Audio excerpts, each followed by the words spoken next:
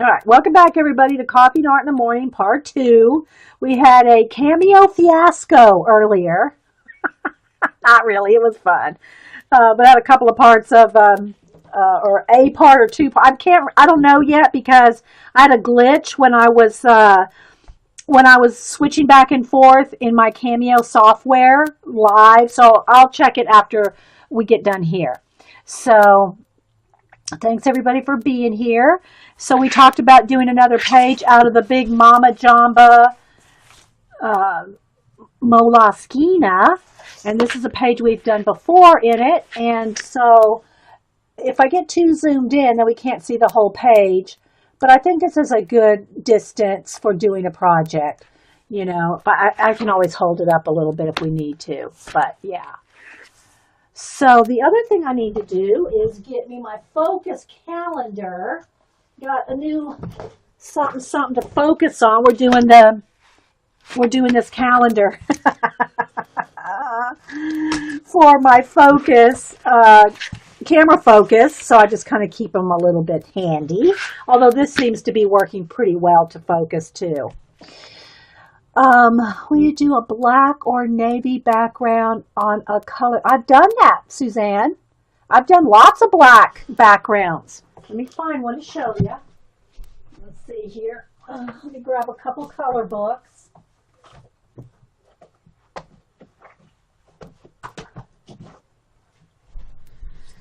So in the look, we did this one. This has got black. There's another one that's partially done with the scooter. I haven't finished the scooter page. This has got black on the background. I do that a lot, actually. This one has gray and kind of the, what do you call it, modelly, textury background. In the Wandering City, the Moleskine Wandering City, what did we do on this one? I forget. Let's find it. Oh, we did the glitter, the stickles, and the metallic pins, which that doesn't photograph well, but I can tilt it here and you can see it well. The metallic pins on the inside the watch. This girl is out of the Big Monster book by Juliet Crane. We cut her out and put her with some napkins, paint, and all that.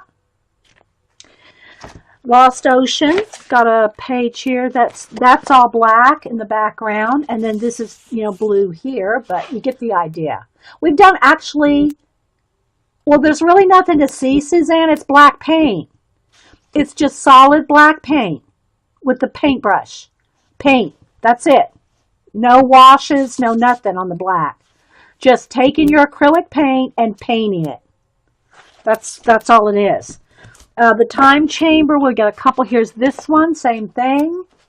Black paint. This one took a little longer because I painted in between.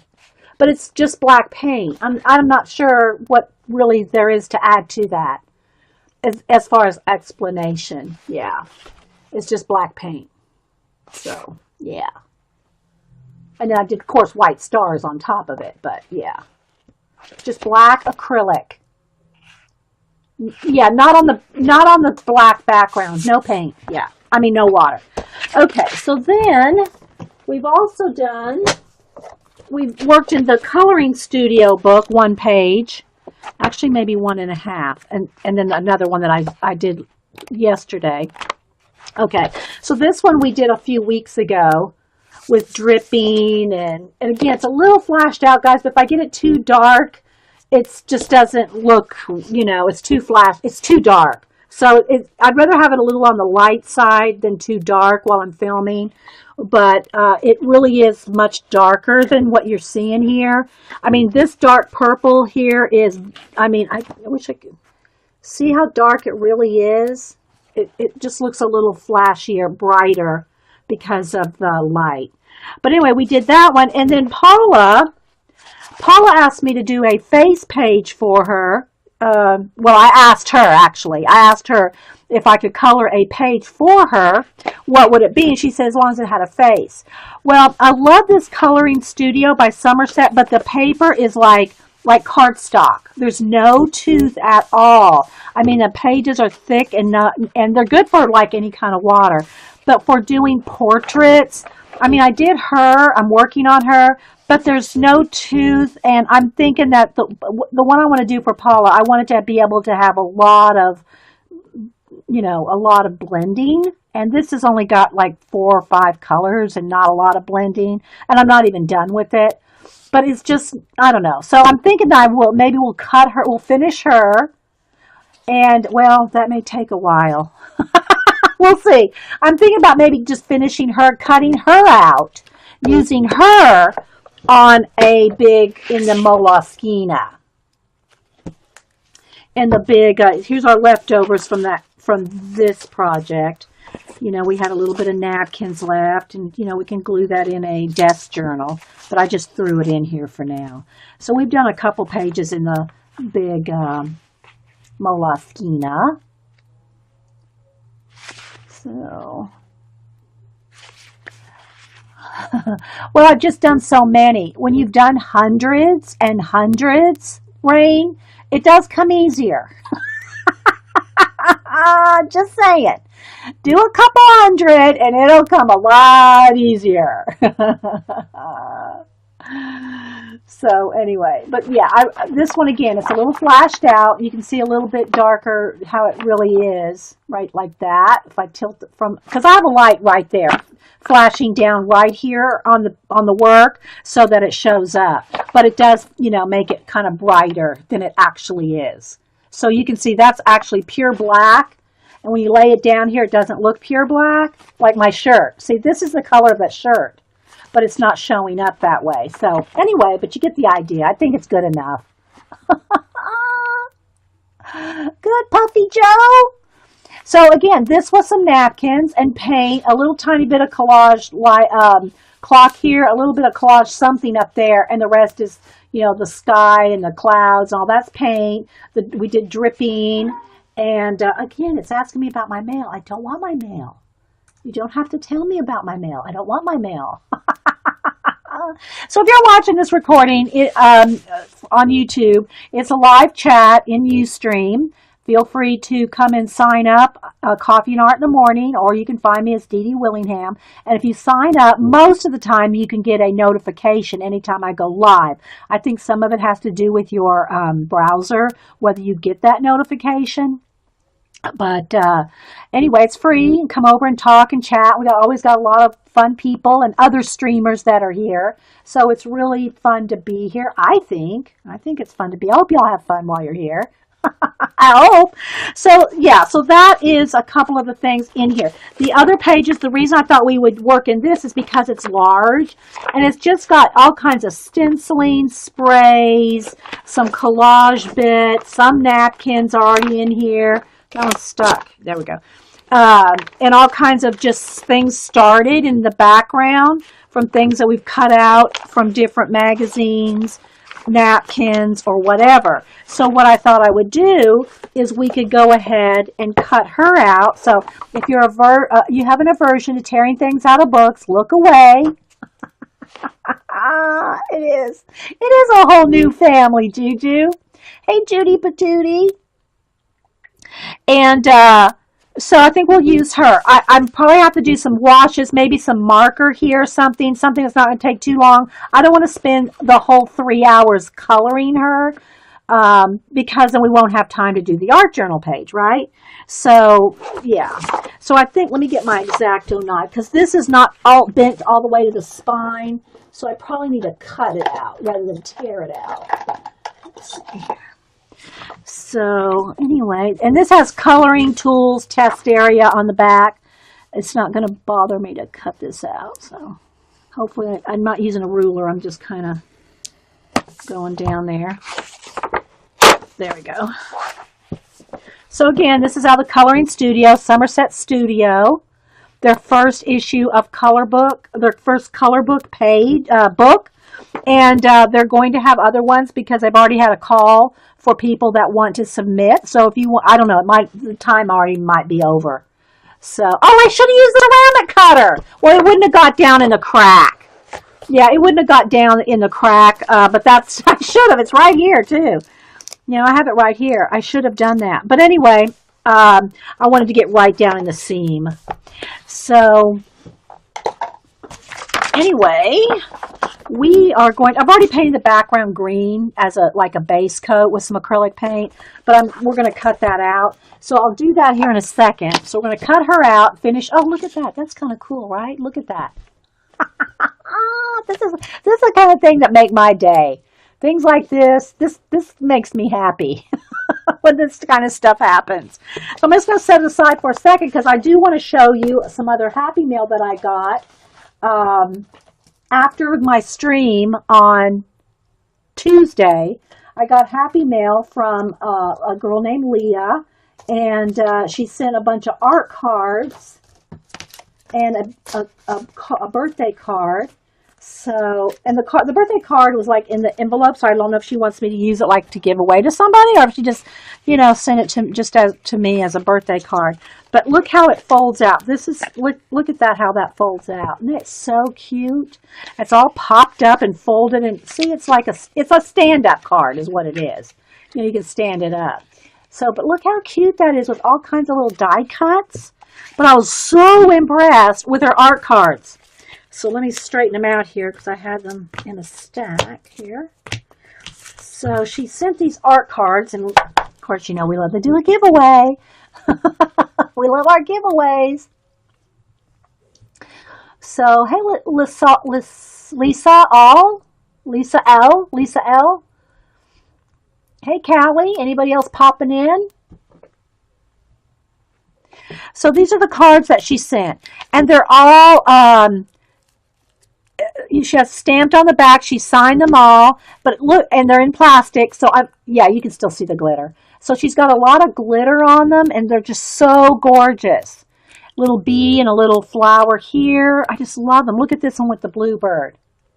Look at that. We might have to send this one to Rain for her mom. It's her mom's passing anniversary, and she said bluebirds are special. So yeah, I didn't know that was going to pop up at this time of day. So what we're going to do, Rain, is I'm going to send that one to you. So isn't that gorgeous though? Look at the little bluebirds singing, the little note. These are all like little those little note sequence, and all kinds of little glitter. So yeah, we'll put Rain's name on that one.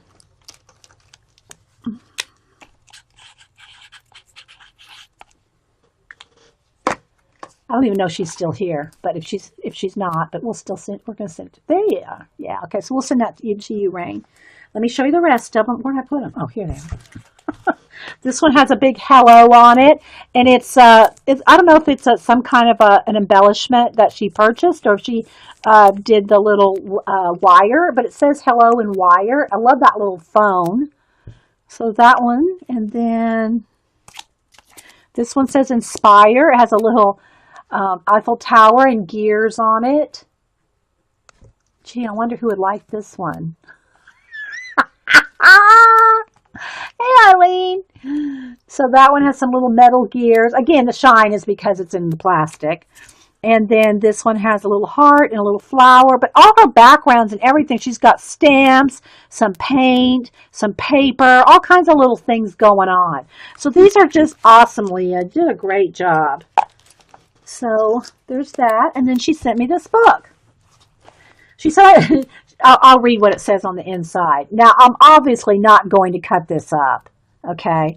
But inside she said, and she does say caution, some nudity. There's some like mermaids without tops. So I am going to kind of be careful on Ustream. Ustream has a no nudity policy, so we don't want to get kicked out showing anything. So I'm going to kind of look and kind of peek before I turn to the page. Dear Dee Dee, happy belated birthday. And look how beautiful her handwriting is. Oh my gosh, look at that. Happy belated birthday. Thank you for all the hard work you do to help all of us improve in our art. This book is yours to cut up or do whatever you want. When I saw it, it reminded me of your work and art. Sincerely, Leah. And so, 2016. So, I am not going to cut this book up. Yeah, Leah Foy. Yeah, they're from Leah. Okay, so again, let me just I'm going to be cautious going through the book because I've read a lot of the artists. I've already read because there's 16 artists, I think. Yeah, 16 fantasy artists, and I've read quite a few of the. Let's see, let's not try to get. Let me move that light just a little so it's not putting a glare on the page. Hey, Ren. Anybody else popping in? Princess Buttercup. Buff.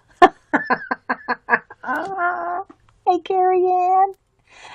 So anyway, 16 Fantasy Art Collection, and I'll show you all the artists here. I'll read them kind of quickly. I don't like to go through these books fast. I love just like browsing them, reading their profiles, and I've done a little bit of that on some books that are, by that particular artist here. It's probably been a while since we've done any like really book reviews. We show art books all the time, but as far as like reading about the artist and all, I think the last one we did was probably James Christensen, but it was before I was uploading to YouTube. So, and I'm probably not going to pronounce them all correctly, but there's Kinuko Craft, Linda Ravenscroft, Sarah Butcher, Priscilla Hernandez, Sue Miller, John Arthur, Maria Pettit, Josephine Wall, Jody Bergsma, Christine von Lossberg, Jasmine Beckett Griffith. I follow her on Facebook. I think I see her all the time on Facebook. Molly Harrison, Vicky Visconti Tilley, Tom Cross, Sherry Baldy, and Sheila Walk, WOLK. So again, I'm going to try to show you some of their work, but I've got to kind of take a peek just because some mermaids, so we got to be careful. But I want you to get let's see, let me try to come down here let me tilt the camera down just a little bit so that glare from that light is minimized. So it's an awesome book. So I'm going to do a little quick, I'm peeking to make sure, but look at the beautiful artwork. This is just the first artist, and there's 16 different artists. So I'm going to have to skip some pages, but I just want you to see, and you'll be able to see I'll try to have that main page of each of the 16 so you can see them. Again, I'm just flipping kind of quickly, all kinds of dragons, and it's fantasy art. And topless mermaids don't bother me, but it does bother Ustream. So, just saying. So this one's Sarah. I hope you're able to see some of it. I'm peeking before I turn the page. That's why it's kind of going kind of slow. Okay, I gotta skip a couple pages. So anyway, I hope y'all like seeing all this. It's a very ethereal. Yes, Jane, perfect description. Perfect description, ethereal.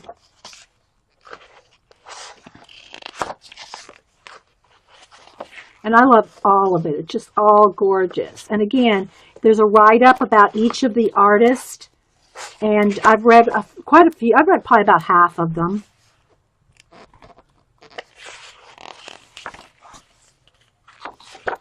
Taking a peek. I'm just, my head's over here looking at the pages before I turn the pages. So if you see me like put 2 or 3 together, it's because of that. So just not really looking at chat for a minute. I'm just going to keep flipping just so y'all can see the beautiful book. Thank you so much, Leah. I love it. It's such an inspiration. Even though the fantasy art I do is animals, this is still so inspiring, It's just so inspiring to see the little pixies and the fairies, the little fairy tales, just, the mermaids, the elves.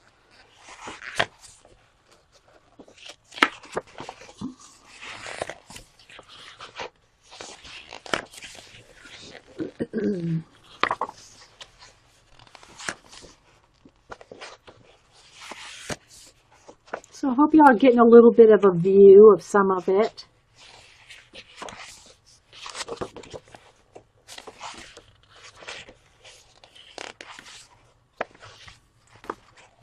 And if you don't even get this book, you can always go online and find these artists, right? Go look them up, follow them on Facebook or wherever their sites are, their websites are. Look at that dragon right there. And that swan. Look at those swans right there. I can see where the book was calling, yeah, where it was calling my name, yeah. I love it. It's absolutely gorgeous. Even though, like I said, I do animals, not people. I mean, I do portraits. So when I'm doing my fantasy art posters, I like to do animals, you know, because I do portraits all the time. So, okay, I'll be careful here. Let's see.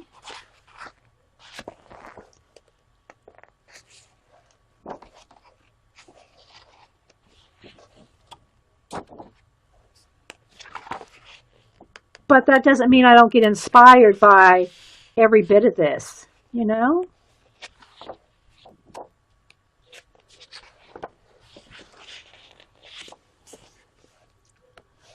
Yeah, well, this is 16 different artists. Any of the 16 could make their own color book, right? Any of them could make, okay, that one's okay. Any of them could make a color book with their line art.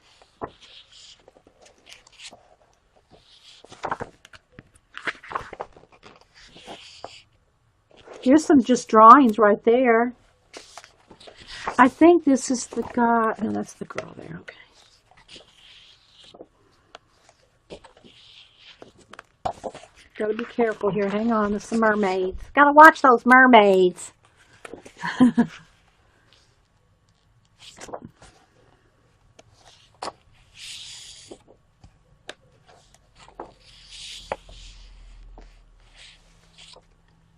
It is a great book. So I hope y'all just enjoy a little peek at the book. You know? Look at that. Awesome. And this girl, she kind of reminds me of Dar's girls. You know, Dar has, her girls are kind of like this, you know, big-eyed girls with the eyelashes. Kind of reminded me of Dar.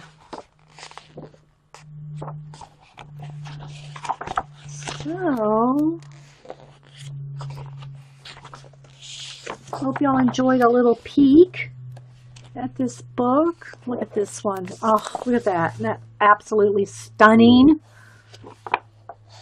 Okay, can't show that page. Hang on, guys. Gotta skip a page or two. Yeah, I can't show much of her stuff. Okay, I can show this. So you just go online and look for them, you know? So, and I think all their websites are in the back too. Yeah, here's all their information in their websites. But, yeah, let me again show the artists' names. So if you're watching the recording, you can look for these artists. Okay. Just stop the recording and look at the names, and then go look them up.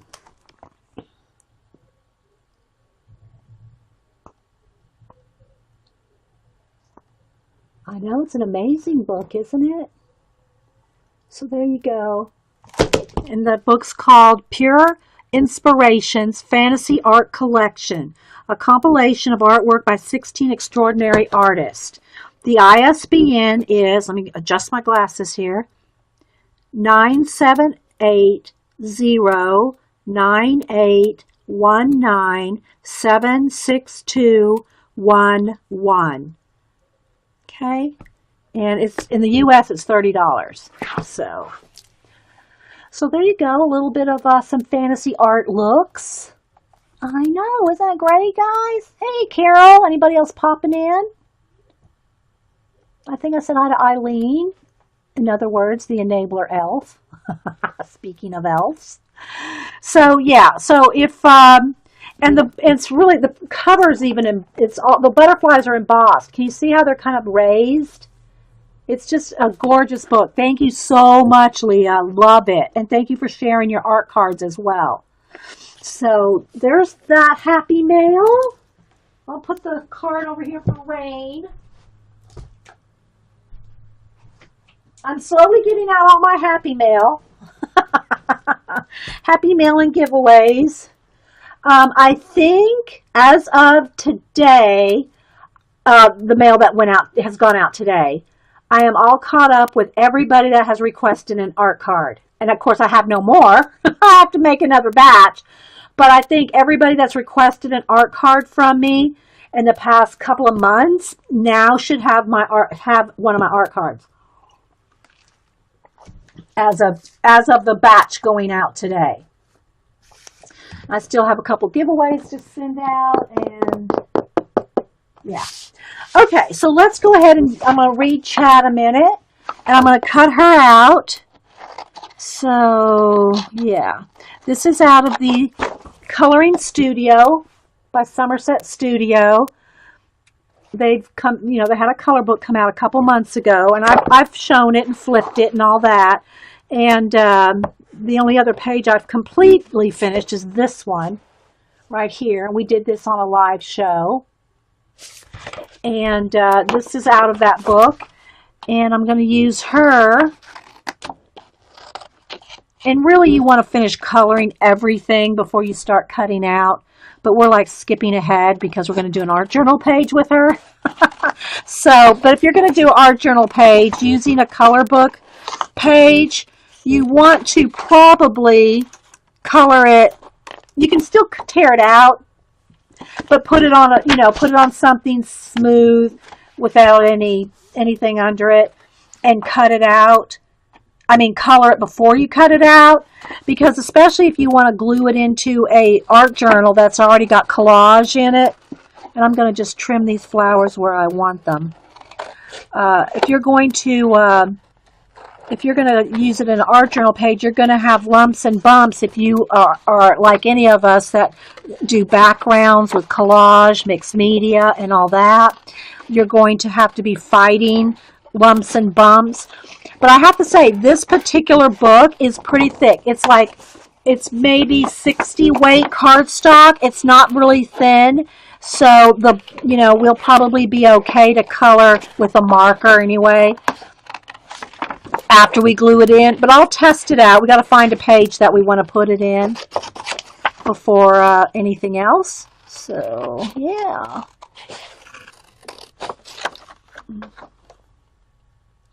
Hey, Card Chick. Anybody else coming in? So, yeah, we did another segment on my cameo silhouette. I won't go into it now, but it was quite amusing. Oh, my goodness. All right, so I'm just going to kind of you turn your page more than the scissors, and you can get a sharper, crisper cut, and then just cut away excess as you go.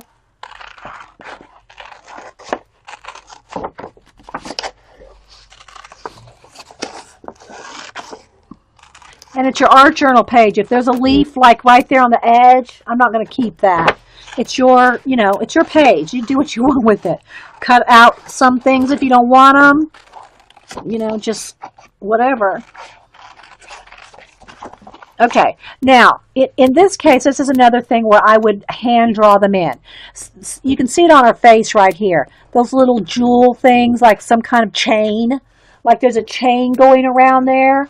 I'm not going to fussy cut that out. What I'll do is I will cut this off, and then when I glue her in, if necessary, or if I feel like putting those chains back in, I'll just draw them in with a pen.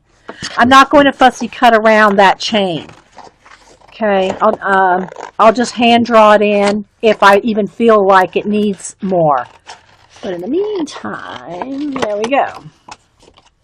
So there's the face that we're going to use. What book did this page? Yeah, I just showed it, Orla. This one. The Coloring Studio by Somerset. I don't know, Orla. I can't say for you. That would be totally your call. As far as the fantasy book question goes. Yeah. Okay, so there we go. Like that. And again, I can either cover this up with, when I glue it in with some clouds or something hanging down or whatever. Or I can, depending on where I put it on the page, some of this might get cut off. I don't mind cutting anything up in my books. Just, I don't mind. All right, so now what I want to do, and we just go as we, on the fly here. I've had a few people, not just recently, but I've had people say, I love your shows, but can you get a little bit more organized before you start? Like pull your supplies and, get it all situated before you start. And that wouldn't be as much fun. But no, we don't roll that way. It's all, and I know that this kind of show is not for everybody. Again, I tell everybody I'm not a teacher. This is, I talk out step by step everything I'm doing. But this is not an official tutorial with all the, I try to tell the supplies. I try to talk about my steps as I do them. But I'm just playing here. And if you want to play along and if you ask questions while you're here, I do my best to answer any questions. But this is not an official tutorial. This is just all free stuff that I'm playing in my studio. So yeah, just saying. Yeah, Janet. So anyway, yeah. So there's her face partially done. I don't know if it's kind of like a steampunk, the steampunk kind of look but in this case, I just put a flower there. I don't know. I'll probably do some washes and then do a bit of detail with some markers because I am obviously not going to have time to do every tiny bit of this with individual little bits. I'll do parts of it and hopefully we'll get as much done as we can, but I can't say how far we'll get coloring this in minute detail. But I do have people ask me what kind of markers I use, and they are just these Crayola Super Tip cheap kids markers. I get them in packs of 50 at Michael's or Hobby Lobby. They're like $9.99 for 50, but I always use a coupon, either a 50 or a 40%. So I'll either get the pack of 50 for either $5 or $6. So, and they got pretty good colors. But, if you like better quality markers like Copics or anything like that, I don't even know that this would take a Copic. Most color book pages are not going to take a Copic marker without it bleeding through. So you want to make sure that if you're going to use Copics, you want a page that you don't care if it gets messed up on the back or that it has a blank page on the back. There are color books that have blank pages on the back, but they're probably not going to take your alcohol-based markers. Yeah, I do talk out the steps as I do them, and I try to answer any questions. But this is not. I'm not planning this out. This is not a planned out thing. I cut something out. I'm going to just grab some markers and go for it. And same thing for the painting and all this. Let me move my little extra stuff there that's left over. It's all, I'm going to have to move this out here. It's going to bug me. Every time I open this up, these little bits are in there. They need to go in another journal. It's all on the fly. That's the way I roll. Okay, so, and again, if, long videos, talky videos like this, they're not for everybody. I totally get that. And if it's not your kind of thing, just go on to, there's millions of videos out there, right? You just go on and find somebody that that suits your personality. All right. So what I'm going to do now is I'm going to open up the book and we're going to do a little flip through here. This is just a collage page that I did in the cover here and the same thing on the back page. And this is a Moleskine. It's a big one, but it's got the pocket. It's got the, you know, the bookmark. It's got the elastic on it, just like your small Molies. And so I just have decorated the inside covers on both. I've deconstructed it. That means I've torn out all the pages. And, you know, if I think that I could use, say, you know, this color page, and the back ones have a little bit less stuff on them, but if I think I can use some of this in another project, I'll just take this page out and go tear it up and use it in another project. I'm not really very precious with my art journals. I have the two that I don't think I've ever torn anything out of, my Dylusions, the two Dylusions mixed media journals. But even on those, I'll work on them here and there, a little here. You know, I don't do it in order. I don't do it by they're just hodgepodge art journals. But because they're that thick, real thick, you know, those Dylusion books have that real thick, I don't know even how easily they would be to tear apart. But if I really wanted something out of them, and I wouldn't feel like I couldn't. So, again, some of these toward the back just have a lot of the sprays. I did a Smackin' Dragon with all of these, with Dylusions and others. I don't know what other sprays I use. Probably mostly Dylusions, but other sprays too. And just to get the pages non-white, just to have something on the pages. But what I'm looking for, I'm going from the back to the front. These are going to have more just some sprays where I'm going to get in closer to the middle and the front. There's going to be more collage-y stuff. Oh, I do know what I need to do, though, and that is find out. I wanted to use some napkins in this. So we probably should pick a napkin just so that we have better color choice to go from. And before I color, I want to find a pretty napkin that we can use. I don't know if I want more of the fall colors and that kind of matches her skin, or if I want something totally complementary to it. You know, maybe some purples. I kind of like that. I like that. There's this pink one. I do like the pink one.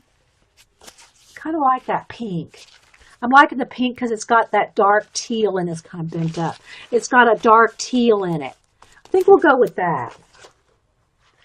I'm still looking though. So here's one with a bird. I'm kind of liking that. Let me look here.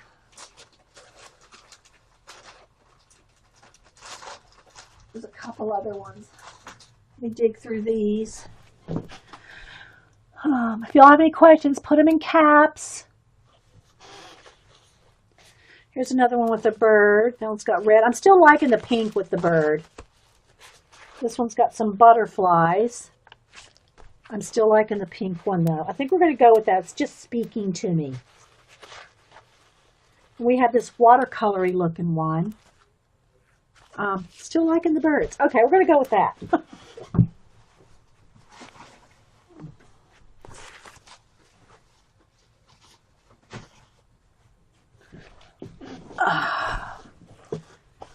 All right, so now I'm going to keep flipping. I'm going to keep this handy. Now, you probably won't see it. I'll pull it back up here every now and then. But I've got to turn the pages. And I don't really want just a plain page that's just got just paint on it. I want something that maybe has some more stuff on it.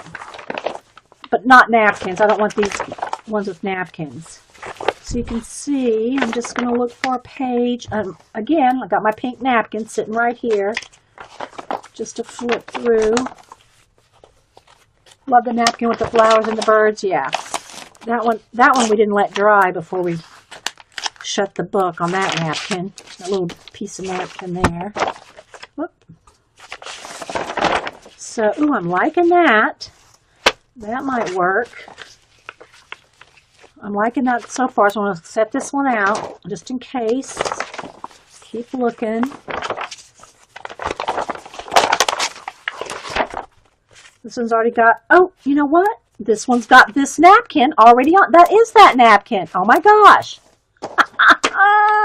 It's already got that napkin on it. But I'm not sure if I want her. where the napkin is. Let's see. Do I want that? I think what I'm going to do, we might use this page, but I kind of want to show y'all how it works. So I will start.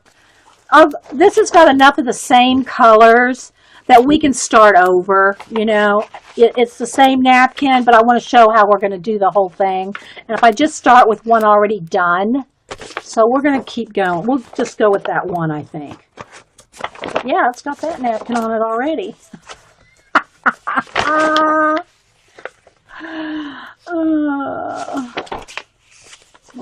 Peacock. So it's just got all kinds of bits of collage and mixed media stuff all over it, just for, you know, we can play on, right? Ooh, I like that though too. That's kind of nice. Look, that's kind of nice too with the text. Kind of liking that. Look, with the butterfly right there. I'm going to pull this one too. I think what we'll do is we'll do a napkin on this page, but I'm going to pull this one too because we might go with that. I'm liking this too. I'm going to pull those two. Let's see, just got all kinds of, they're just pages to play with, you know.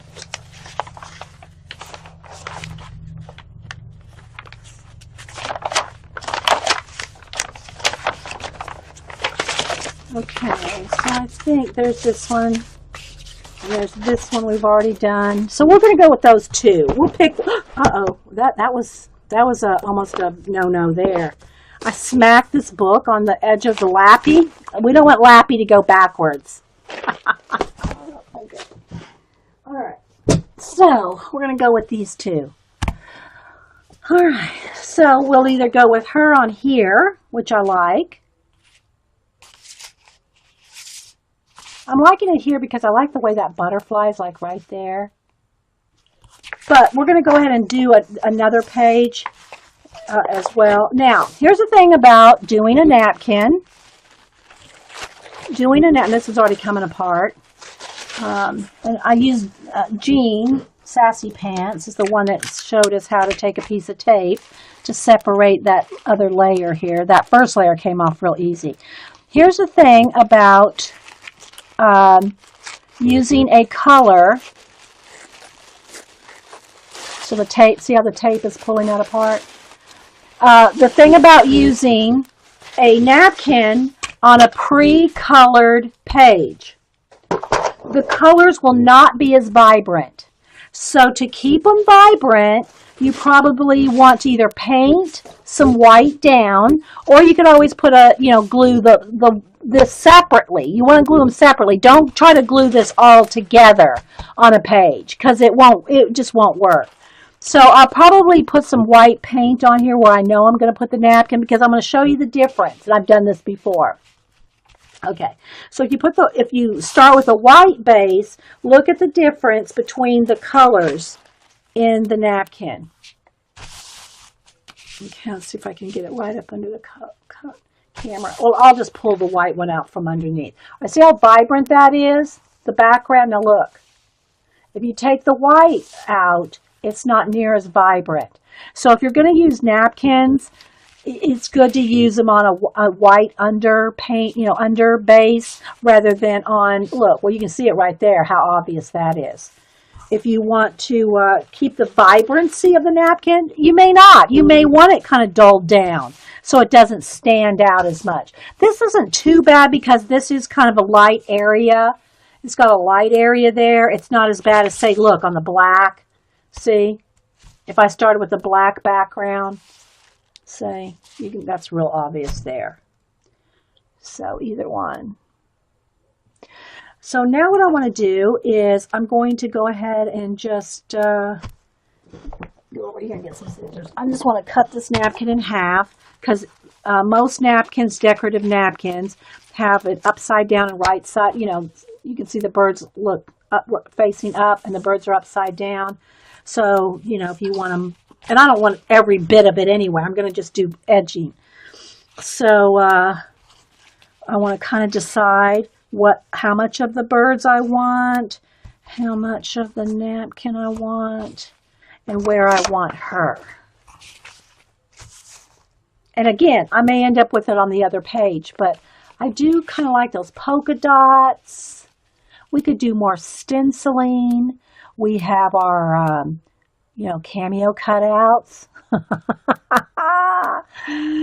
Anyway, but yeah, now you can really see it's not how there's white, and then this is how it doesn't, it's not as vibrant. Whereas if I put white under it, look, see how much more vibrant that is? So it's just, if you want that vibrancy of the white being really white, then you want to have white paint. But right now, I'm just trying to decide how much of this I want. Do I want some of those flowers? I may not want this right here. I may want these flowers coming up over her like that. Okay. Yes, my mail, I know. So let me just trim a little bit of this. Shape it the way I want. And this is all the same kind of process that we did on that other page last week. Kind of like that. So you don't have to use the whole thing if you don't want to. I might want to put that in there. We'll see. Maybe a little bit. So I'm just kind of deciding what I want. I think what I'll do is I'll cut the feather away from her neck so that I can tuck that feather, those flowers up under that and have them kind of come over the top. Liking that. And I think what I'll do also is maybe have some of the flowers come down around here. Okay, now I don't want to glue this down on her yet because I'm not done coloring her, right? You think you gave me this napkin? You probably did. You probably did, Angieville. Okay, so I think that's what I'm going to do with this one as far as down here is have that. Now, do I want all this? That's kind of, and I'll put white. I am going to put white right under there. But I'm just trying to see how much of the napkin do I want and how much of the background do I want to not lose. You know what I mean, Vern? So I'm thinking that right there. I'm liking that. Okay. And then for the top, let me come on down here. Some of these flowers here. I'm just going to cut the birds off. So this can be used on another project. But I'm going to turn the flowers over upside down, and I do want some of them up here at the top. So I'm going to probably not color right there. I'll color this part because I do want the white coming through right there. So I'm thinking that. Can y'all see? Isn't that pretty? What do y'all think? Like that.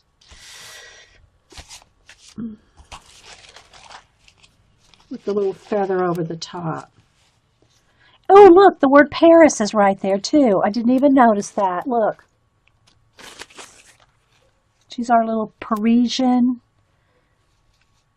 garden girl there. So I think we're going to go with that. I do like the purple polka dots there. I almost wish there was a little bit more right in here. I might put some more purple, but we'll do that as we progress. Again, I'm going to put white paint behind the napkins here, and I'm going to put white paint behind the napkin here. And then we'll color her. And because she's on thick cardstock and there's not any paper glued here, it's not going to give me bumps. Do you know what I mean? If this had collage material on it or a napkin already glued on that and I glued her on, if I started trying to color on her, it's going to pick up the bumpiness from whatever you're gluing on top of. So it's best for you to, especially if it's a thinner page, to color it, over here where you're not going to have lumps and bumps. See, there's nothing there. It's just a smooth page. But let's just say on this one, if I were to glue her on this one that has the napkin texture, there's wrinkles in that. See that? I don't know if you can see that there's wrinkles in that. So if I try to put this on there and start coloring, the wrinkles, you're going to get those wrinkles showing through. The other thing that I did do with her face is she had no eyelashes and really not much of an eyebrow. I added my own eyelashes and my own eyebrows to her. So yeah, that's the other thing. All right, so I think what I'm going to do is I will go ahead and put out some white paint and just pre-paint those areas that I know the napkin is going to be glued on top of. Can you use the paint to adhere the napkin? I never use paint to glue. I use matte medium. I use for the napkins and any collaging, I use golden matte medium. For her, just gluing this in, I'll just use my Eileen's Tacky because I'm not going to coat her face. I'm not going to put anything over her face like matte medium, so I'll just glue her down with Eileen's Tacky. No, I don't glue anything down with paint. Not saying you can't, and I know people use gesso and stuff like that, and I don't even use gesso. I just use, if I need something white, I use white paint. But, gesso has its purposes, and Paula's she can talk to you about gesso all day, every day. I mean, that girl knows her gesso.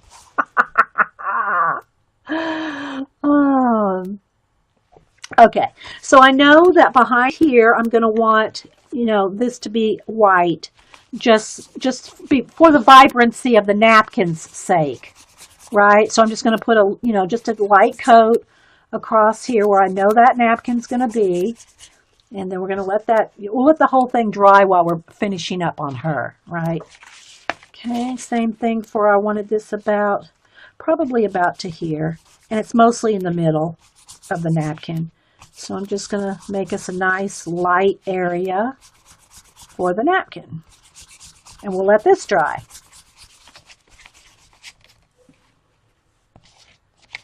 Yep, I'm Golden's girl. I love me some Goldens. Okay, so there we go.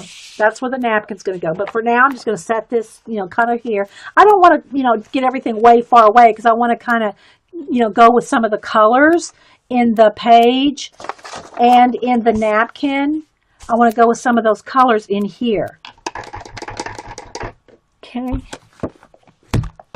So to make it kind of quicker than coloring, let me move some of this stuff out of the way.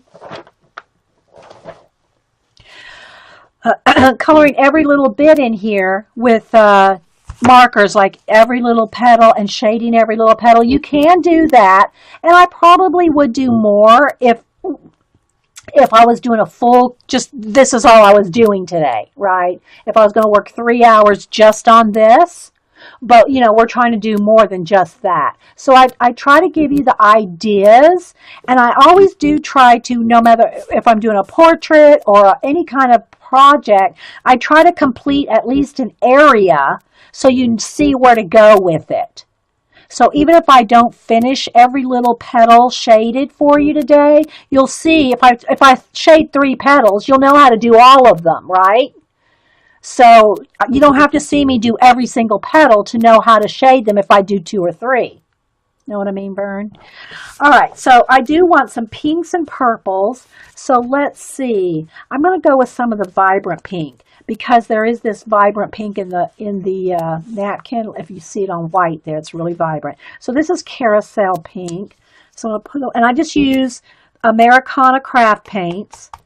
Okay, Americana craft paint for these, my any craft paint that you see me use. And then let's see, a purple. I think this is the purple that's in the background of the art journal page. So we're going to put a little bit of that. See, I'm going to get crusty. I don't have Boo to clean them off for me. Okay, so a little bit of purple, a little bit of pink, and I think I'm going to pick maybe, let's see the green in this. This green is kind of a vibrant green, but I don't want quite that vibrant. I think I'll go with an olive. Let's go with an olive green. So we'll just go with these 3 colors as a base. And I just don't need, you don't need much because I'm going to water them down, right? I got the print you won today. Oh, good. Yeah, the print that Miss Martha. Yeah, so Miss Martha, if you watch this show, Dragon Slayer Sarah, um, over the pond, she got your Christmas. Well, I did a late. It wasn't because it took since Christmas for her to get it. She just won it a couple weeks ago. But the print that you had with the girl, the big face with the Santa hat on, yeah. Oh, I'm glad it got there safe and sound. Yeah. Yeah, I did tape everything down with some cool washi tape. I try to do a little fun packaging. I don't know that it'll all peel off or you can use it, but if I wrap stuff up in craft cardstock or with washi, I try to throw in, something kind of fun like that in the packaging. Okay, so what I'm going to do, and again, I'm going to use my water bottle to get this wet so that I'm not sticking my brush in dirty paint, but I'm going to just kind of wash that down with make that into a wash. Okay, and now I got to kind of remember here. Let me get my napkin. Okay, where did it go? Where's the top part? There it is.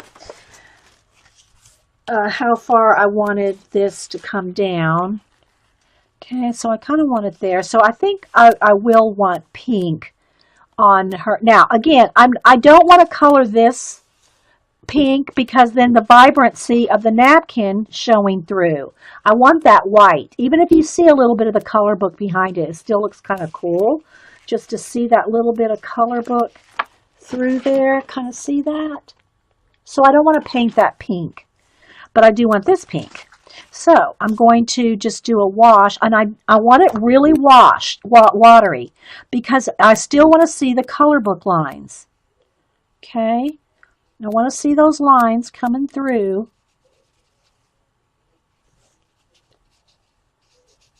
So that's probably as far up as I need to go. Okay, maybe a little bit darker right there. But you want to see the line. You want to see your color book line so you can do some shading.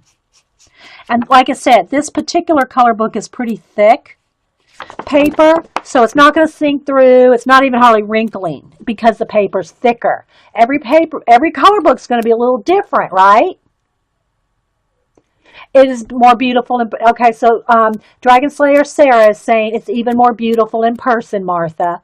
Yeah, so if Martha's watching this, I don't think she's here now, but yeah. Seeking for Art Martha is who did that print. I put it, and I made sure that it was labeled for you too, because I didn't know if you would recognize her initials. So I wanted you to know who it was. All right, so there we go. And then I'm not sure, do I want pink or purple down here where this is going to go? I guess I'll go ahead with pink, and maybe we can add some purple in there. Okay, so I'm just going to put a little tiny bit of pink and just maybe a little touch of purple. A little bit of purple around the edge, like that. And I'll just go ahead and just put a little purple, like these are purple amethyst jewels on her neck. And then we'll shade them even more. But I'm just going to go ahead and color in those little things on her neck as amethyst jewels. Okay? Just a wash like that. No big deal. Again, these little areas like this, you can do some with marker, right? And I'm going to do some with marker too. But I just want to show you a quick way to get some of this done, because I know a lot of things that people say about color book pages that frustrate them is the time it takes to do all those little details. But if you get a wash on it, even if you go back with just marker in some of those areas, just to, just to color in, not necessarily shade, but just color in some areas with a marker. It's just, again, I'm using these cheap watercolor Crayola water-based markers. I'm not telling anybody to use their Copics on top of acrylic paint, okay? It's kind of like when you use a Sharpie on acrylic paint. It can dry out those tips. I don't know what it would do to a Copic, but Jess did say she wouldn't use her Copics on top of acrylic paint. So, again, don't ruin your Copics. I'm just using these cheap markers. Okay, so now I'm going to get some olive green wash here. I got some water in the olive green here. Just water it down. Might even need a little bit more water here. And I think I'm going to do the feather with the wash of green. Some of these leaves back in here, maybe all these leaves. I'm just going to do all these leaves with a wash of olive. There. A little bit in there. And you don't have to try to get in here with a paintbrush. You can just use color pencil in there. I'm just showing you how you can do a quick wash over everything. Okay. I'm going to do this little tassel in green. I'm going to do these leaves in green. Some flowers in there, a little leaf there. What else? That's all going to be covered up.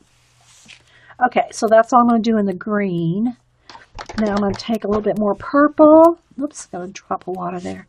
Take some of the purple, a little bit more water. I put way too much out.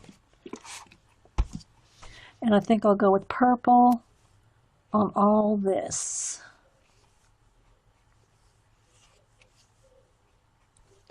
These flowers here. Put it a little thicker. All this. Now, another thing about using your original color book page, rather than making a copy on cardstock, is if you make any kind of copies that you're going to use in your art journal, if you're putting a bunch of water and paint over top of the ink that you printed out it on, that might move. Okay, it's not doing so here because this is out of the original. I tore it right out of the book or cut it right out of the book. So the ink is not moving. You know what I mean, Bern? Okay. Hey, Jean. Anybody else popping in that I might have missed? I am going to have to go get some hot coffee, though, in a minute because my throat's starting to dry out. Okay, so there we go. That's all the wash I'm going to do. Now, again, you probably want to put all this paint. Let me just pick a page out of that book. Hang on. Oh, well, you know what? No, is there enough purple in this? Oh, this is more orange, so we won't do on this. Let's see. Let me find something with pink and purple.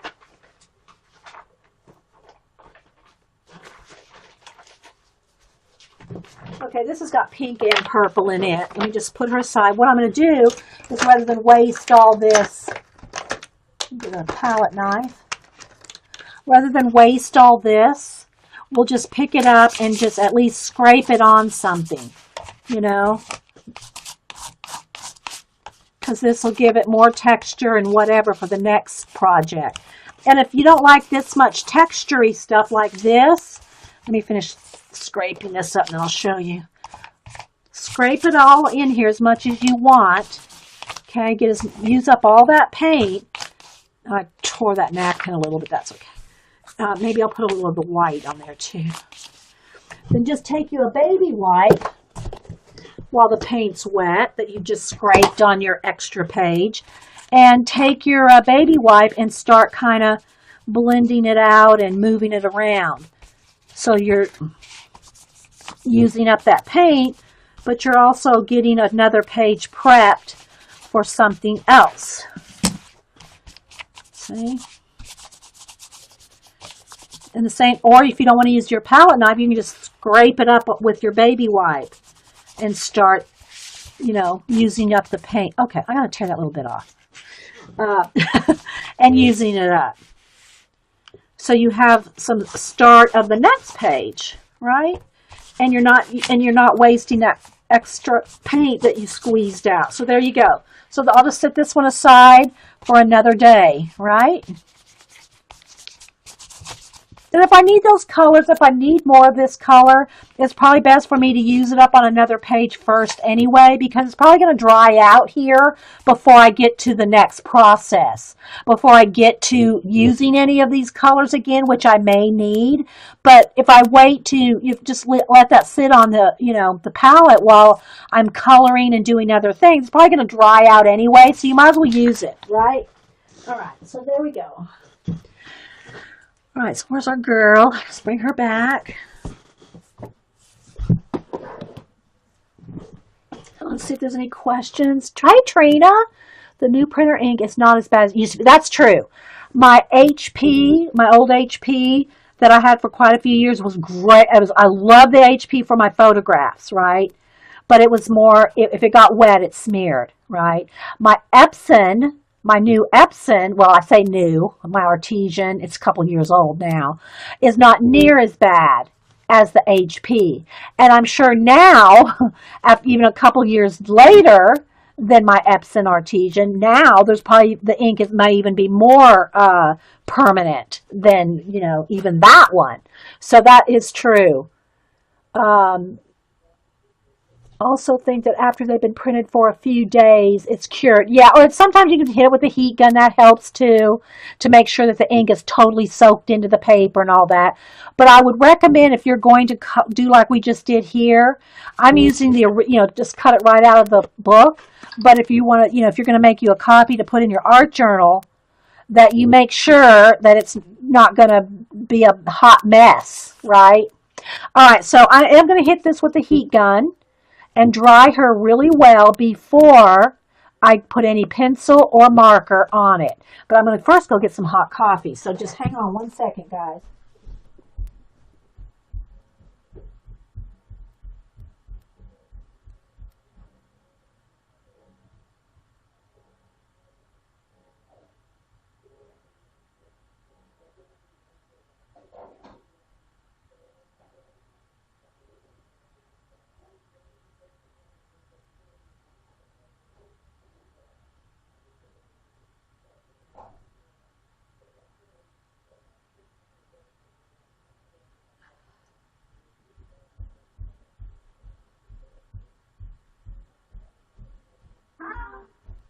Okay.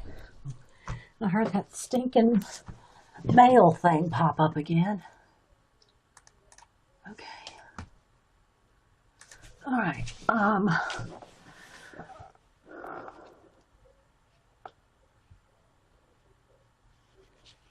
Just checking to see. Someone's talking about birthdays. Don't want to miss anybody. I did miss saying happy birthday to Mitzi on Twitter day before yesterday. Let me get my birthday list here. I've already sent the cards out for the first half of the month. But once I mail the cards out, then I forget the days that I miss Dana. Dana needs to, okay, so Mitzi was the first. And Claire, got painting her hair, Claire and Juanita are the 5th. Joycey is the 6th. Cards have all been sent out to them, but I'll probably, unless somebody says happy birthday, or Dana's around,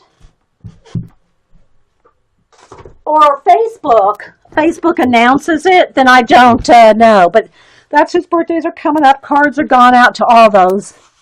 And more people too, but I just went through this week. All right, so let me go ahead and hit this with the heat gun here. Get it really dry. You don't want to try to add more layers on top of acrylic paint or watercolor paint or Neocolor 2s unless it's 100% dry. And if you try, you'll see it won't work, so you'll know right off. And if you dry the back, that helps flatten it out too. Yeah, Jean's got an Epson. I think Jean and I have the same printer.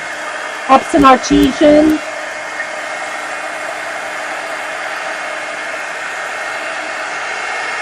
And I don't print out near as much. I'm not scrapbooking the grandchildren like I was when they were littler. And everybody has all their pictures on their phone. And yes, I do back mine up.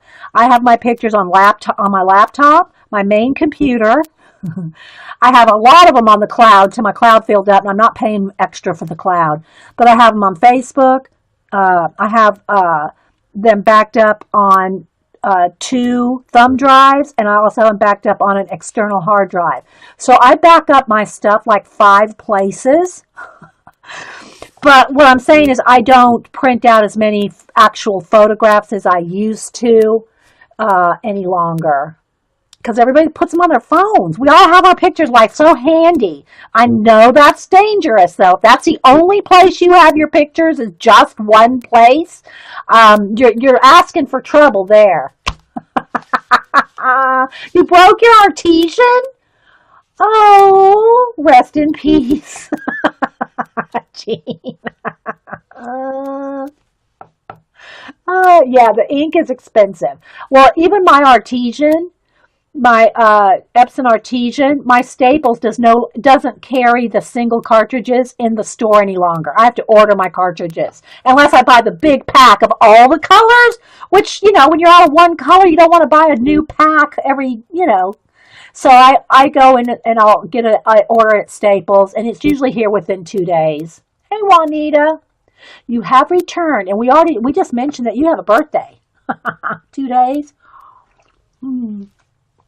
There is a card coming to you, Juanita. It's already been sent. Sent it a couple days ago. So, yeah, you got a birthday card coming, Miss Juanita. Okay, so that's dry. Let's check over here. And again, because this is thick paper and this is not bumpy, I'm going to glue her on before I start adding a detail, okay? But just FYI, again, because I don't want anybody going, oh my gosh, what did I do? If you have a bunch of stuff on your base page, a lot of collage, whether it's magazines or napkins or whatever, don't glue her down, especially if it's a thin page.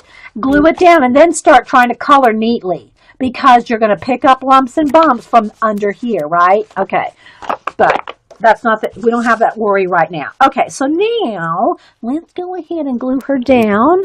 And I'm just going to use some Eileen's Tacky glue. Now, and I'll give you, again, when I tell y'all all my steps that I do, I'm not trying to be like, doesn't she know we know how to glue? It's not that I don't think you know how to glue. It's just that I'm talking out everything I'm thinking, right? Yeah, my Staples, I get a discount too, Jean. I'm a member of the Staples Rewards, and if another reason I like to use Staples is because when I turn in my cartridges, I get like it's either $2 or $3 off. I mean, I get credits, $2 to $3 per cartridge, depending on what special they have at the moment. So I turn them in at Staples and buy at Staples because of that. So I get $2 to $3 off of every cartridge just for using them. So.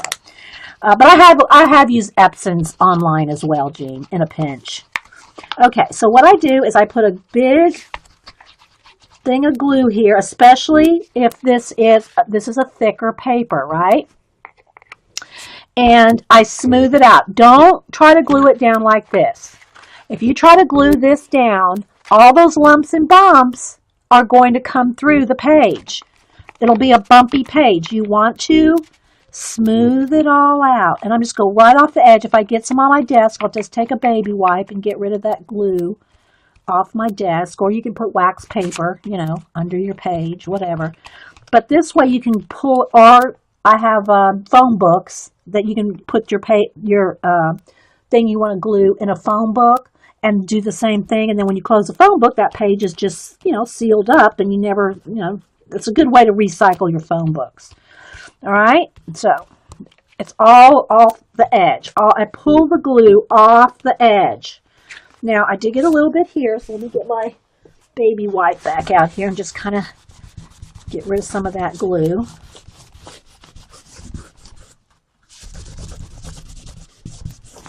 Again, use a phone book. I need another baby wipe for my hands. That is a new, yes. They still have the old ones too, and you have to look for these, Jean. But this was a special 25% more, and they have the top that you can stand it up. I still have my jar for the other ones that don't have this, but you can keep this too. Like when this is empty, I'll throw this away and keep the little thing, the topper. But I will be buying these from now on as they are available. Okay, let me tear this off. That's where I cut into the paper. I just need to recover my table. All right, so now I'm going to pull this over here. Smooth this out of the way. And glue this down. Did I have her all the way to the top? I think I did. No, I had her pulled down here a little bit because I wanted some of that napkin to show. Before I stick her down all the way, let's see where I want the napkin.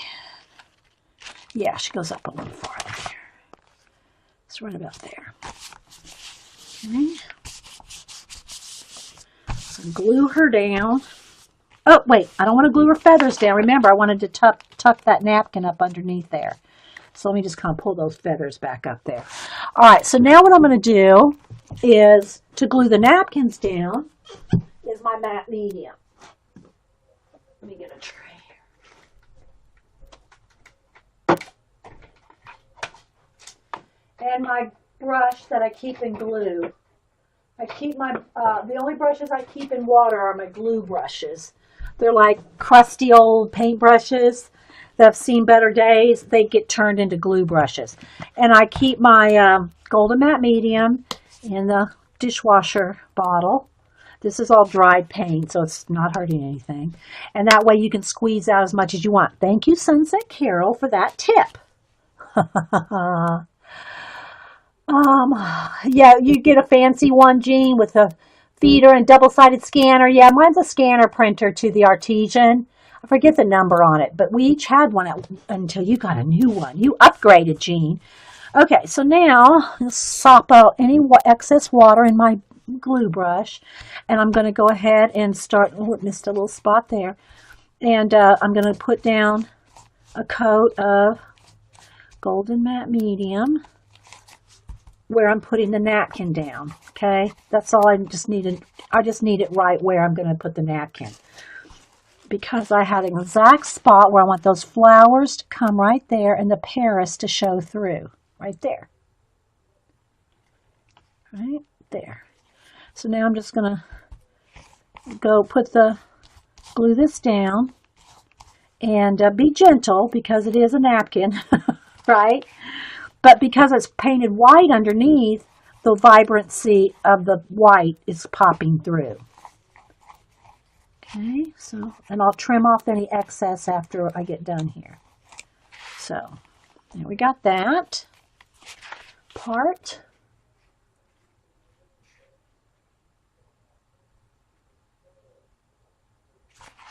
I'm having an altered paintbrush challenge and giveaway for your birthday. Oh, okay.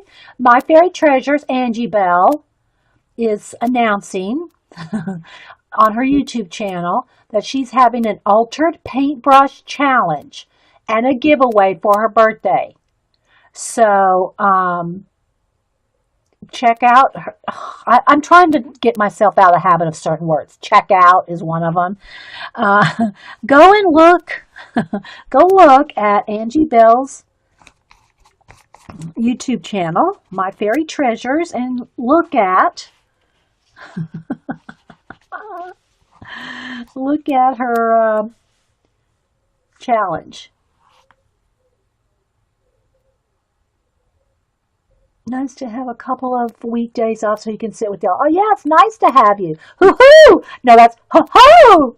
Juanita, is Paula still here? Okay, well, let's go down to down here now. I'm going to do the same thing. I'm going to put some up under the feather there because I'm going to put the napkin up under there. And so you can see I'm starting to run out of the matte medium, so I'm going to squeeze out a little bit more. But you don't waste any this way when you just squeeze out what you know you're going to need.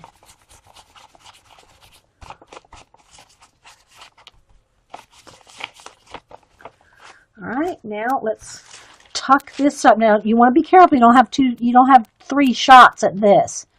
You know, you got to get this like your first time, right? Because it's a napkin. It's not going to, oh, I do need a little bit more glue higher up. All right, and then I'm going to glue down on top those feathers right there. All right, so now I'm just going to put a coat of the matte medium over the whole thing. And it wrinkles a little bit, but that's the nature of the napkin, you know. Gives it a little bit of textury stuff. But again, because we painted it white, it's, you know, staying pretty vibrant. Okay, I need a little bit more. Not sure I went all the way to the edge with it. Let me go right up to the edge.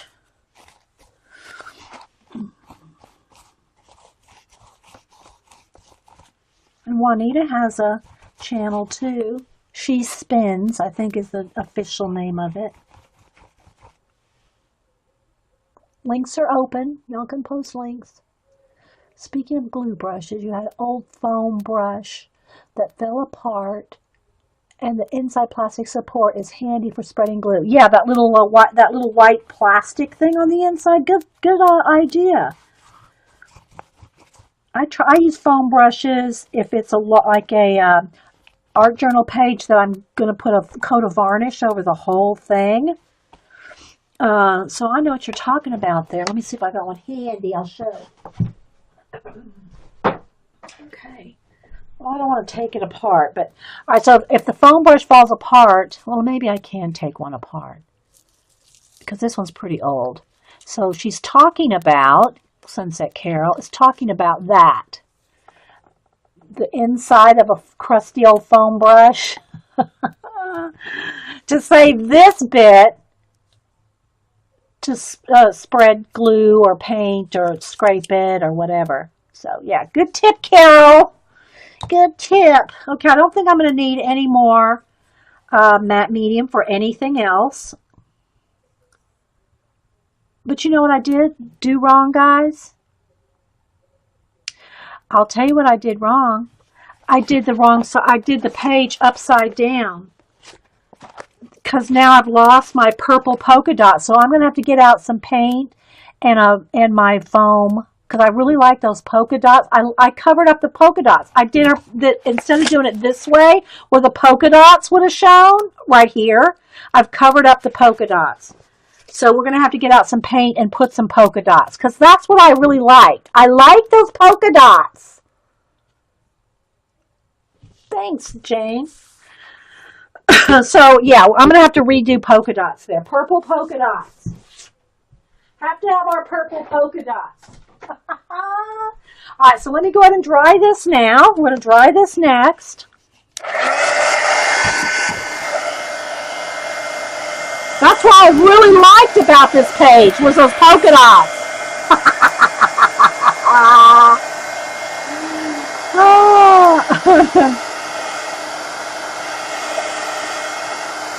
We just did it upside down.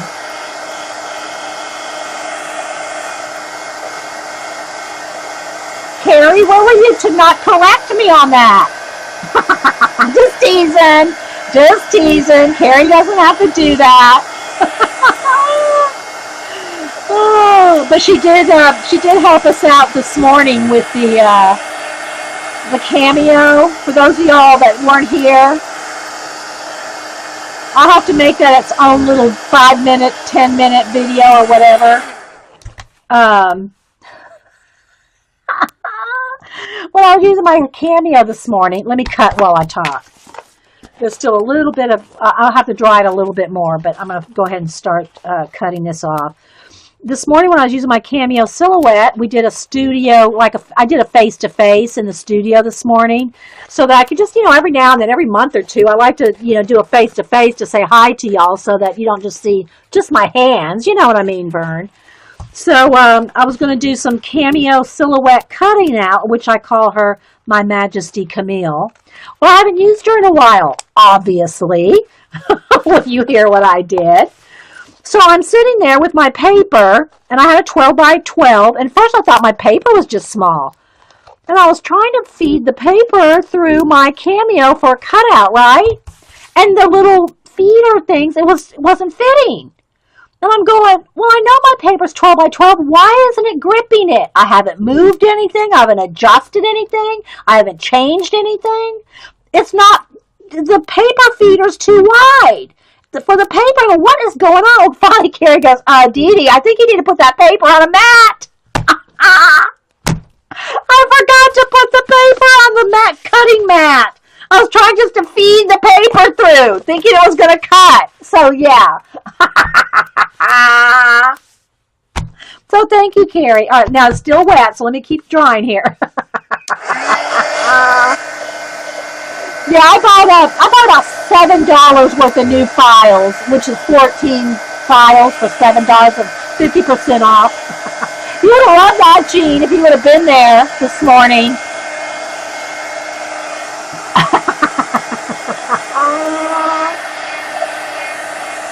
I know, it was. It's going, I know, I'm not changed anything. What is the problem here? I was trying to just feed the paper in the machine without the mat. I know, everybody's get a good laugh at that one. Yes, get a good laugh. It was funny. Yeah. And so anyway, so I'm just now teasing Carrie. Well, why didn't you tell me that I was using this upside down? But anyway. All right. So let me just kind of, I want to kind of, make sure it's as flat as I can get. As a matter of fact, let me just go ahead and dry the back side again, too. That helps flatten it out. Because it's not 100% dry yet. Oh.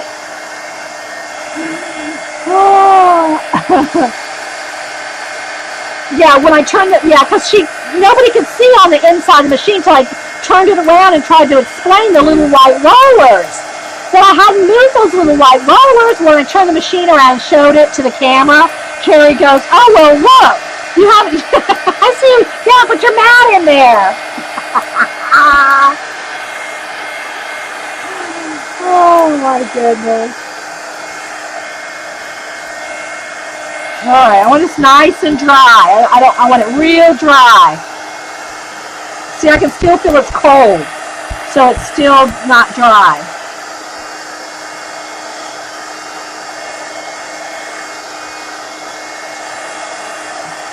Okay, it's probably dry enough for me to at least put the purple polka dots down. So I think I used a foam stamp. I don't remember if I used a stencil or a foam stamp. But I have both, so let me just get one of my drawers out here. Here's one of my foam stamp drawers. These, y'all remember these. We got all kinds of them. Here we go. This is what I was looking for. I got 3 drawers of these. I cannot justify buying those art foamies when I haven't used these like I should. I haven't used these as much as I should, but I wanted those purple polka dots there that I covered up. So let's go ahead, and what color purple did I want? I want this purple. So I'm going to squeeze out a little of that purple. Again, this one's almost done. And I think I will go ahead with a little bit of the dioxazine purple too, the little darker purple. I think I'll go with both. I'll just put a little bit of, if I can clean off the thing there. Just a little. Whoop, got a little bit more than a little, but whatever. All right, and then I'll just use the foams, these little makeup wedges, to apply. I'm going to use both purples just to give it a little bit of interest.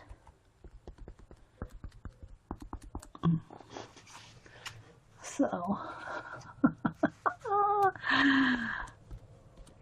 but yeah, I love my Cameo Her Majesty Camille. I just hadn't used her in a while. So when I started just going to roll the paper right through.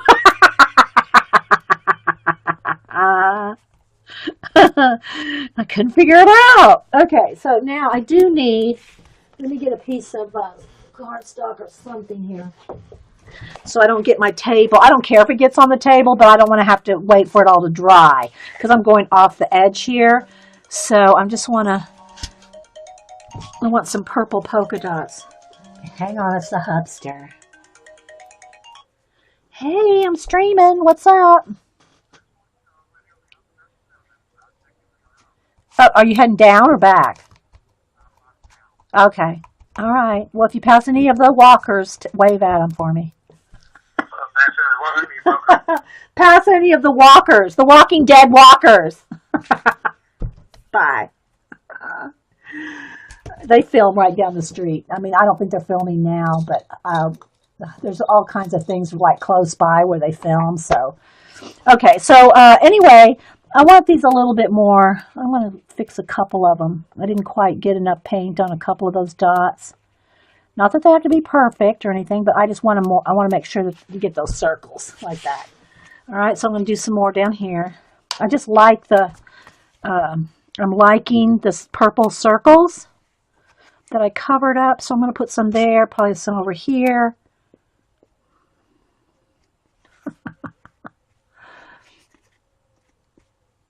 Yeah, he had to go do a little driving today. Okay, let's see. I'm going to put some more there. Yeah, that looks good. Although I do want a little bit. Let me just do one right there. Let me just do that one. Just add a couple off the edge. I want them to go kind of off the edge there. There we go. And then this one. Again, I want a little bit more. There.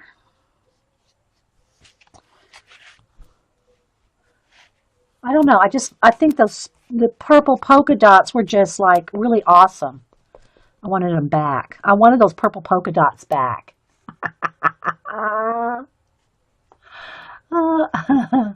I know, don't they look good? I love the purple polka dots. Okay, so let's go right up here, up the edge. All right, and I'm going to keep working my way down. I'm just going to keep putting paint on these few that are toward the edge here. Let's get a couple there. Maybe one right there. Just like that. Fill that one in. All right, I don't know. I might want them to kind of carry down. Although I just kind of like that. It's just like enough. Because I'm gonna put some paint around the border. All right, I'm gonna have to go wash this off though, because you don't want to leave paint sitting on your foam stamp. So just give me a second to let me go. And then we're gonna color. We're gonna color here. We got more stuff to do.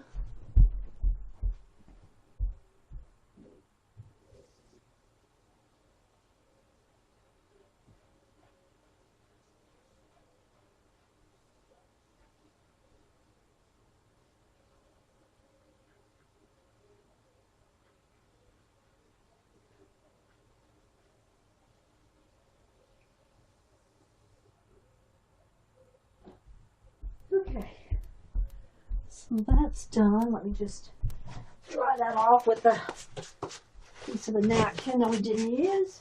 Put that back in the drawer. All right, now let's dry this. We'll dry this so I'm not setting my arm in it. Hi, Julie Topaz, you're still here. And hey, Moomy, anybody else popping in that I might have missed? We're going to dry this. Let's move this.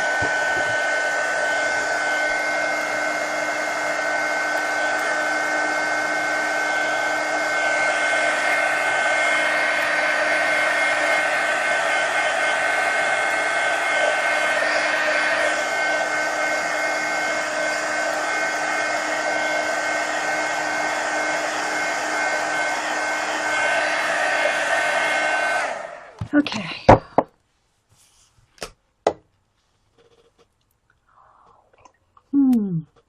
My coffee's still half decently warm. All right, so I'm just going to kind of, fold out some of the wrinkles a little bit. Not that, I should say the bends, the kind of, where it just kind of rolled a little bit. That never bothers me, but it's easily fixed. Just kind of fold them back like that.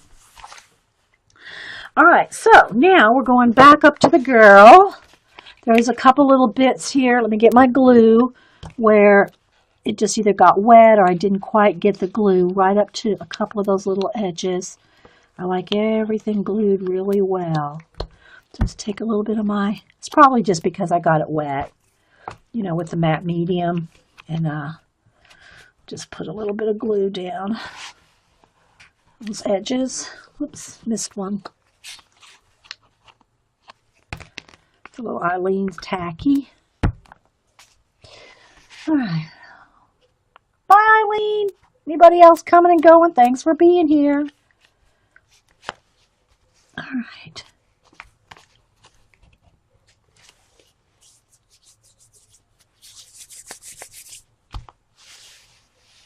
All right. Now, so her face is pretty much done. I mean, I could put a little bit more blending on there, but I think for the case of this art journal page, we're going to kind of just go with this. I did add my own eyelashes and eyebrows. Those were not, I mean, they had a line for the eyebrow. There was no eyebrows, so to speak, or speaking much of. So I put my own, and I added all my own eyelashes to her. She could have a little bit more blending, a little bit more going on. But for an art journal page, I'm just kind of liking it like this.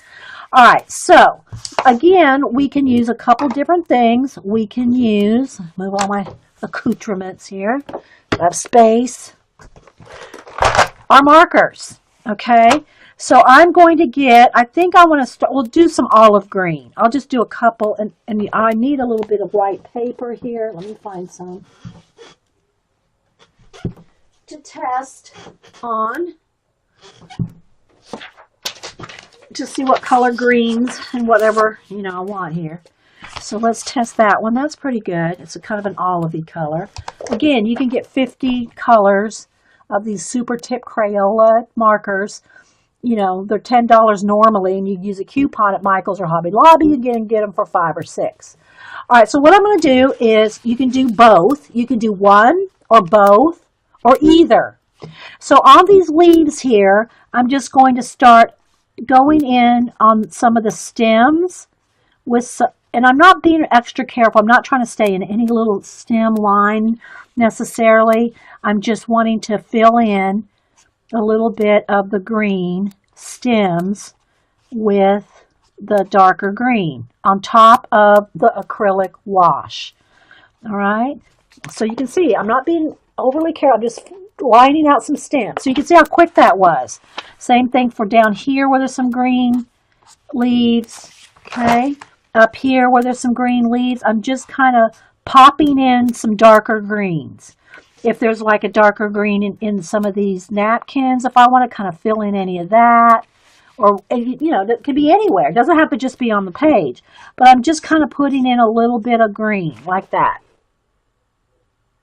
Okay. Now, I think I will put some of those lines there, those little chain lines that we cut off. I'll probably put some of those there after it's all said and done. Okay, so then, that just gives you a little bit of quick darkness on the leaves, and then you can just take a couple shades of pencil, or not. You can just use just the markers. But I'm going to just show you a couple different things. So let's just take some lime green and an olive green. Let's see. Just trying to dig around for some greens. Yeah, olive green. I got a lime green here. So then you can go in there and start highlighting or coloring or just, putting some more color in there. What I'm trying to show today is if you want to do something like this in an art journal, you don't have to spend days and weeks coloring. You can just do it all kind of quick with just a couple of colors and a marker or two.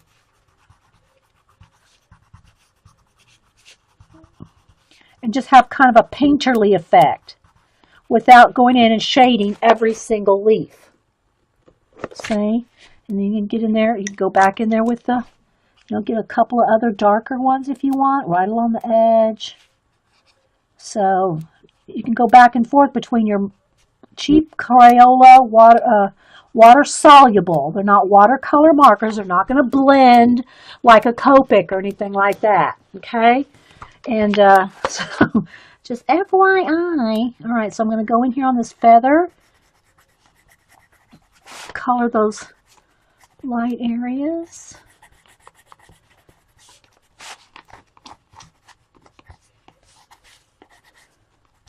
And then I can either go in here with the marker. I'm going over the napkin right there.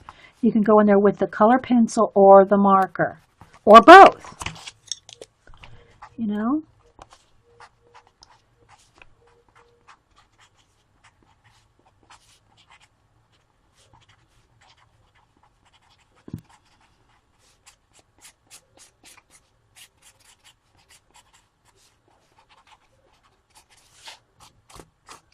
And this is just a technique. It's not like the only thing you can do or the best thing you can do or whatever. It's just, it just doesn't take that long. Thanks, Carrie. You like how it's coming together? She reminds me of a hippie Borg. Yeah, she kind of does, doesn't she? All right, so let's go back up here with this screen area here. And again, I'm just going to put a little bit more color pencil shading.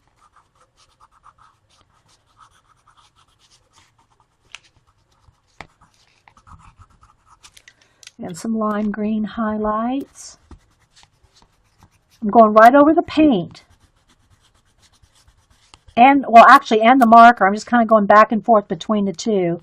Kind of just blending them in there. And I'll go back in here with the marker, like maybe in some of the, like almost the black paper, you know, where the color book paper was. Kind of get in there and maybe darken it up a little bit. A few more leaves and veins. But something like that. Nothing really fancy smancy. It's just a little bit of, you know, and I am going fast. You don't have to go this fast. You know, just take your time in coloring, you know. But just to show you that you can just do some quick coloring like that.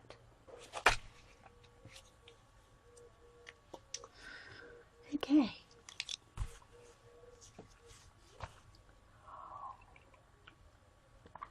And I probably still, I don't know, do I want to ink the border? Do I want to paint around the border? Could do both, you know, could put some more purple or maybe a little bit of wash of green in here. You know, just not to have it solid, you know, like just so much purple. Can do a little bit of green wash. Let's go ahead and do that real quick. Let's get a little bit of the olive green. I think I might have to open up a new one here. Let's see. Yeah, that one's almost done. Let me open up a new one. Shake, shake, shake. So I'm just going to put a little, don't need much, just a little bit of olive green. A little water.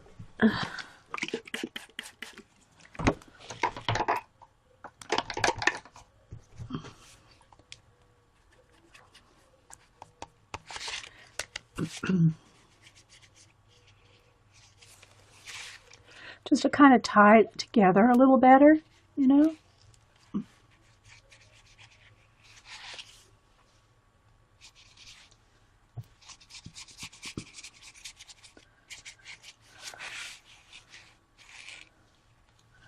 Bring green down in here.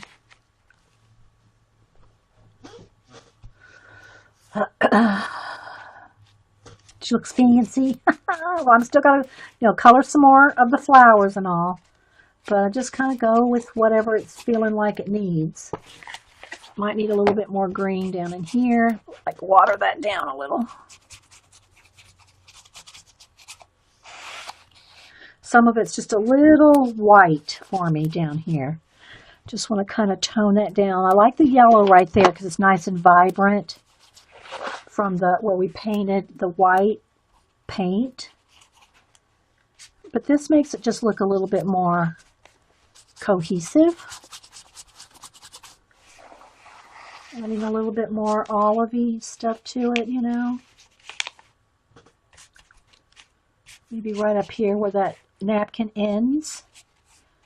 Right up in there, maybe.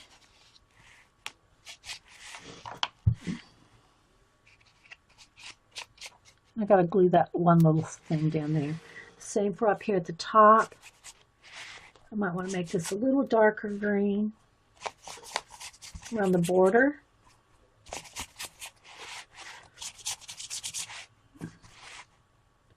Someone was asking for a garden page last week. Well, here's an example of a garden page, right?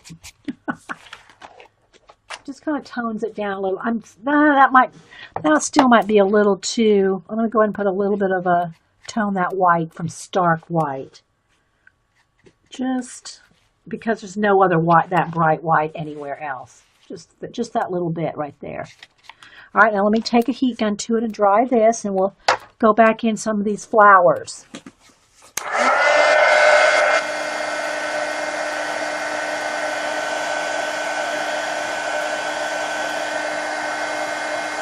Oh, congratulations!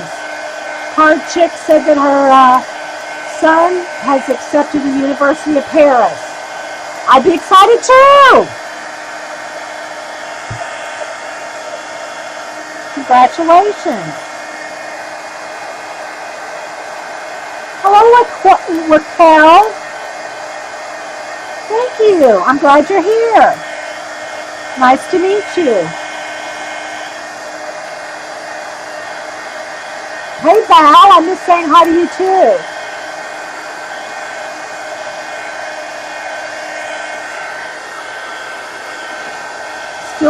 Still damp down here.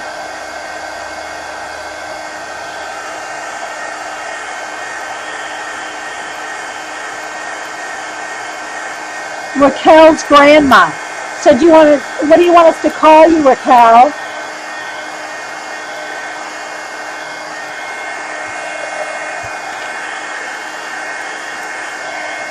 Still drying, guys. It's, so I did put a nice another wash over the top there.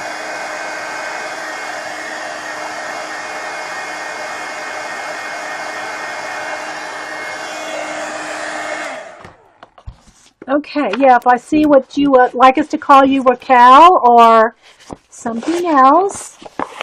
Julia. Okay, let me write that down. Julia. Julia.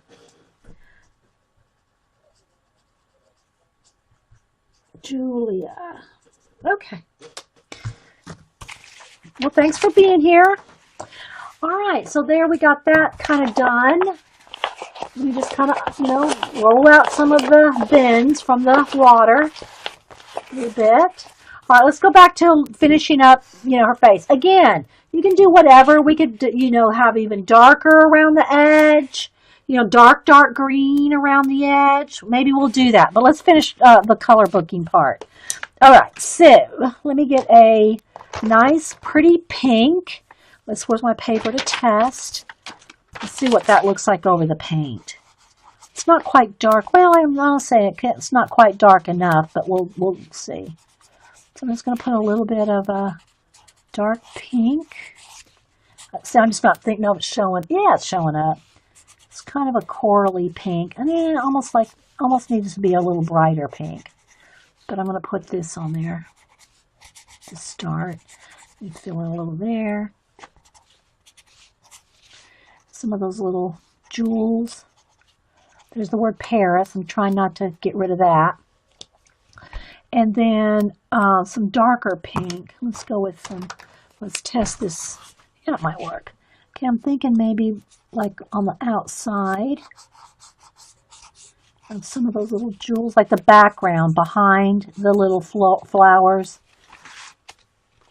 Just kind of pulling that in. So I'm just showing that you can use marker and color pencil and paint. You can do it all.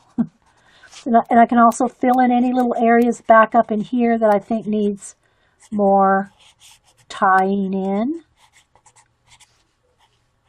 So I'm just kind of going, and I'm not trying to necessarily stay like exactly in those lines. You can. Don't think that you have to go as fast as me and get out of lines and all that. You can take much more time. I just really don't worry about it that much because I kind of like that, mixed media look. All right, so there we go. So we got that pink. All right, I think it needs a little bit more up behind here. It needs a little bit tying in there. So you can tie in the napkin bits with the color book parts. Okay, I think that does need a little bit more, like a little bit of a green wash. Where's my paint? Oh, there it is. Just needs a little bit of a green wash right in there. It says too stark white. But I still like the little bit of the color book line showing through, but I just don't want it as white. Okay. All right, so now I'm going to take a pencil, color pencil. Let me get a light pink.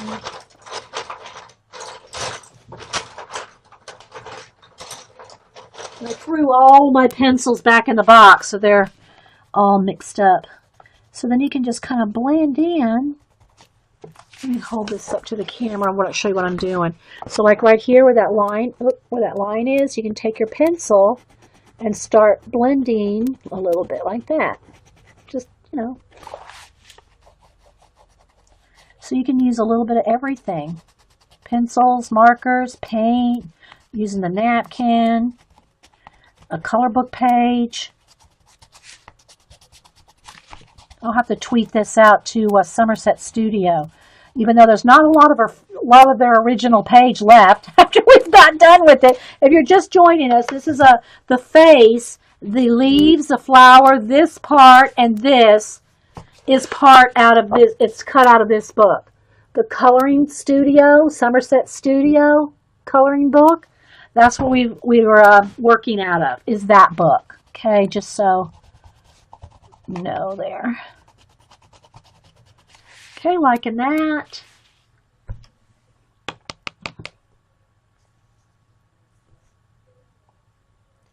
Yeah, write it down. That's what we do. We write everybody's name down until we get to know them. And then just when you know that we get to know you, then we give you a nickname. Oh, thanks, LJ. Yeah, then we give you a whole new name. So those little jewels there, I'm just going to color them in solid with this rose color marker. You know, we had them a purple color, but I think they just needed that. They needed that little bit of the pink, kind of tied it all in right there. And now I'm going to go in here with the marker, the pencil, and just kind of blend it in a little. That's it for the neck right there. You know? All right, let's go to this purple area, and then we're done. That purple, and then we're done. All right, so now let me get a couple shades of purple here. That one will work, and more of a lavender color. Yeah, that one. So we'll go with these two. Let's see what happens. All right, so I'm going to go around on the inside of this little medallion thing and just color it solid with the marker. Because it's that color right there. It might not show up on camera, but it's kind of that color. Now, I want to make sure and carry that over here a little bit, too. Just have a little bit of the darker purple over here. And those little berries or whatever they are. I'm keeping it painterly looking. I'm not trying to, it is going out of lines. All right, so maybe right along this edge here, there's some little stems or something. I'm just going to kind of go right along that edge just to bring that purple right in there. Okay, maybe the center of that flower, the center of these two flowers. Okay, I missed a couple leaves right there, so I'm just pick up my lime green, color in those leaves.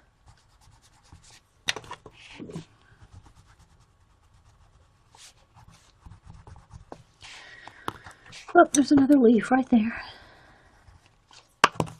So I hope y'all had a fun time today, just playing and messing around with the Cameo. Thank you, Carrie, for coming to the rescue on that baby. I would still be sitting here trying to figure out what was wrong with that thing. You did. You colored her? You colored her up, mixed media around her? Oh, good. Good. I'm glad to hear that. All right, so now let me just do a little bit of this shade of purple in there. Then I'm going to get some pencil in there and kind of blend it in. Okay, so I'm just going to put a little bit around the edge, maybe around these flowers. Just putting a circle of purple around them and just maybe a little bit up in there because I'm going to take pencil and do a little blending. And then we're done. Okay, a little bit of purple up in here. Maybe a little purple right up in there. I'll just put a little bit in there on some of those leftovers areas. A little purple up in there. Needs a little bit more purple up in there.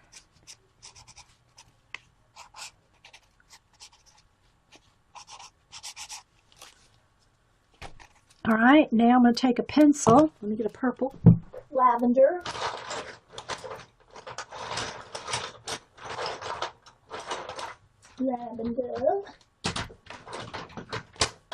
Let's see. Just go with this one. And then I'm just going to kind of do okay, so you can see I just put a line of purple there and this purple here. Now I'm going to go in here and I'm trying to hold it up. I don't know if I can put enough pressure. But see, now I'm just going to, see, my grammar has got to be, I'm just hard on myself. Don't email me. So I'm just going to kind of blend out those marker lines a little bit. Give it kind of a watercolory look without really having to do a whole lot of work.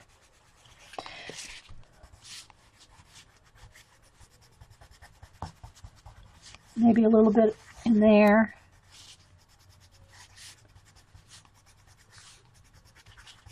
A little bit on these flowers. A little bit up in here. Not that it needs it because I pretty much got this whole thing done with the marker, but there we go. There we go. And if you want to go back over some of the areas that are, we've washed over and put black, we've washed over the black, that was the black of the color book page, and just get a black marker or a pencil. It's probably best if I just do it with a pencil here. Let me find a black.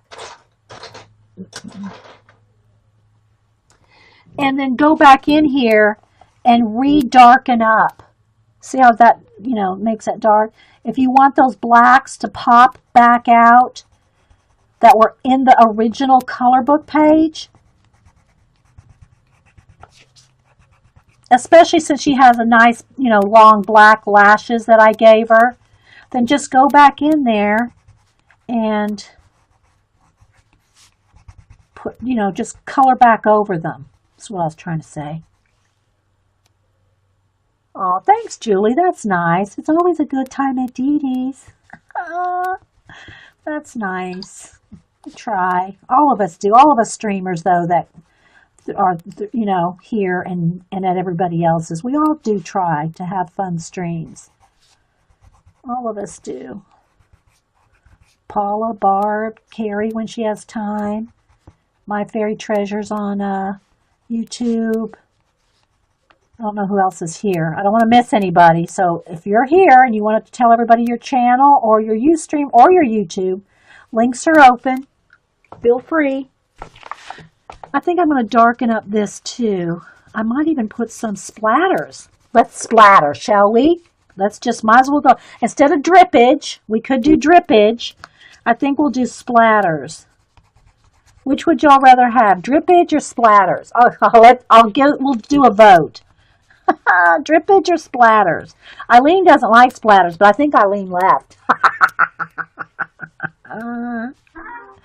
If y'all keep hearing that, it's my email saying, we can't do your email right now. It's like, okay. Would y'all rather have drippage? Splatters. Okay, My Fairy Treasure says splatters. Okay. So y'all can kind of see how we're going. See how the black popped back out with some pencil? It looks like everybody wants splatters and not dripping. Yeah, we did drippage on. Let me pull that page back out again.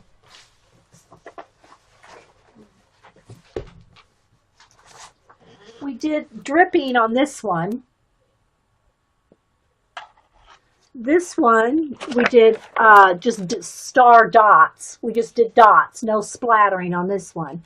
But we did do fluffy, misty clouds.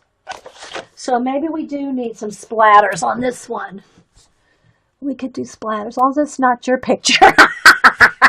Well, now I will try not to get it on her face. I'll kind of do this and splatter, okay? And we could do some white and pink splatters, I think. Hot pink and white splatters. But remember, I did want to, let me get a pen. Let me get one of my, this is one of those nano pens, waterproof pens. We had these little chain thing was on her face. So I'm going to redraw that chain. With all it is just like a black line with little dots. And that was on the color book page itself. But the chains came around this way, right? And I cut them out when we cut her out of the book. So what I'm going to do is I'm going to redraw them. I'm going to redraw these chains. It may not be in the exact spot that they were, but doesn't matter. And I'm going to put the little dots here and there, just like the chain. So put the chain on. Put the chains off the chain. What did Jean say? No splatters. Yeah, I know, Jean, you don't like the splatters. Just turn and look away for a minute. I saw nobody say dripping, so I guess it is going to be splatters. Oh, don't forget her. Yeah, that's what. These chains. I'm not sure if it's an earring hoop or if it was just some chains kind of coming out of the hair there. So there we go. So we just put them back. Again, I drew all my own eyelashes and eyebrows. Those weren't there. She didn't have any. She looked a little naked. think I'll put just a little bit of darker lip there too. So I think that's good. Let's do some splatters. Look away, Jean, look away. All right, so I think I might have enough still white here. Just water that down. And but I do want pink. I do want hot pink in there as well. So we're going to put a little pink in there, and we'll do a combination of both. Just a little, because I don't want real bright pink. I just want a little bit. All right, let me get a floppy brush. So that the best splatters are made with just like a floppy watercolor brush. So we're going to water that pink down. Water the white down a little. Like that.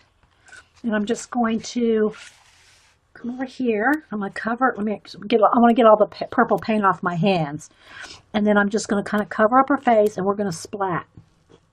I'm going back and forth between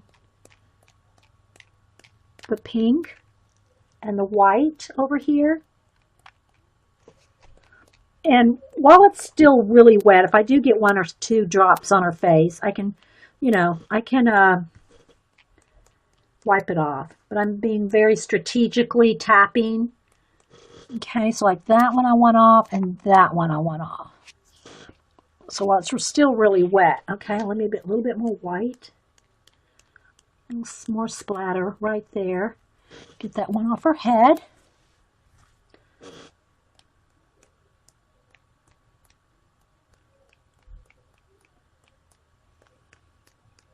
I'm going overboard with the splatters.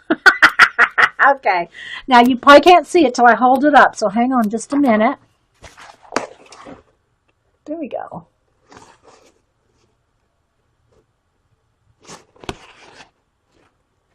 And I'll take a picture of it and tweet it, and I'll tweet it out to Somerset as well. I'm still thinking, guys, I think it needs to be edged.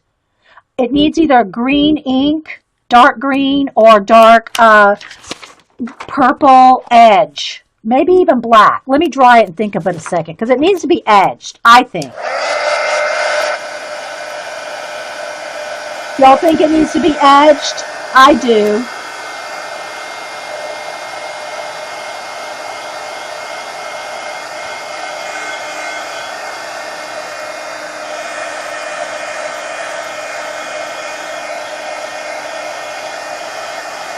Dark green, yeah, that's what I'm thinking too. Now, I may not get every one of these splatters completely dry, but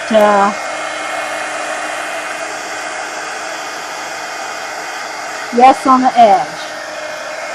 I just want to make sure they're not going to drip or, try not to smear them.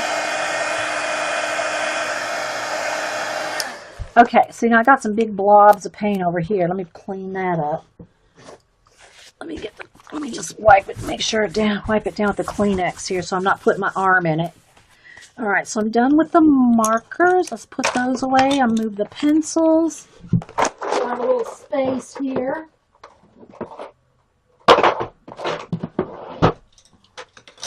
And what I will do to do the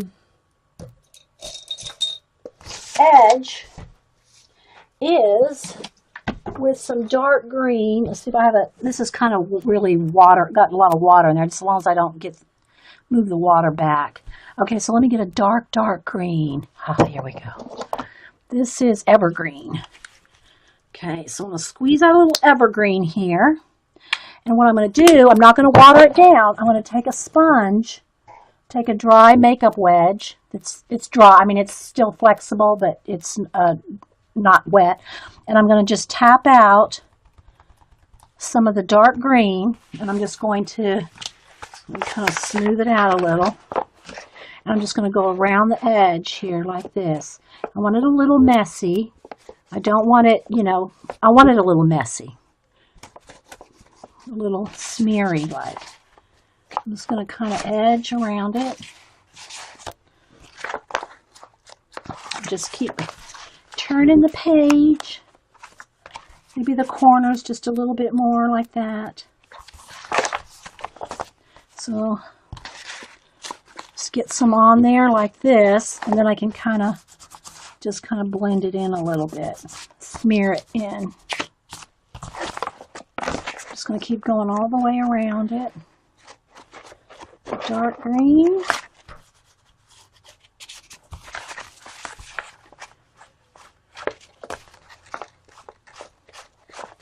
And if you have an ink, you know, a dark green ink, you could be doing this with one of your little ink pads too.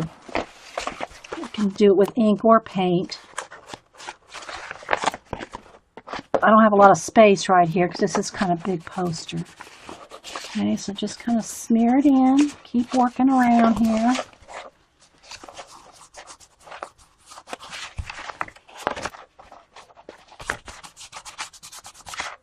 A little bit more right here.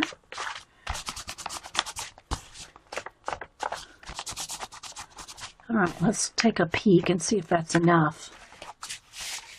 A little bit of smear right there. Okay, now you probably can't see it. There we go. So it's just got a little bit of a green edge to it, dark green. Oh, no, I think it needs to be a little bit more blendy in. Okay, here's what I'm going to do. I'm going to go ahead and get a brush here. I'm going to water down a little bit of the green, a little bit of a wash, just so it kind of blends just a little better. I'm going to go from the edge and take a brush. Can you see that, how that's affecting that? Look. So instead of just a harsh line there, I'm kind of blending it in just a little bit.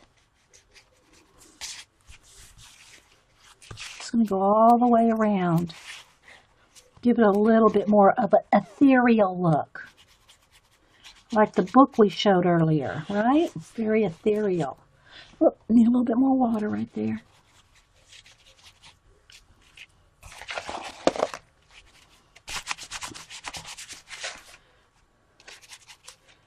So yeah, we'll tweet it out to Somerset, see what if they like it. That is it. Together, beautiful. Yeah, it did come together, didn't it? It did come together.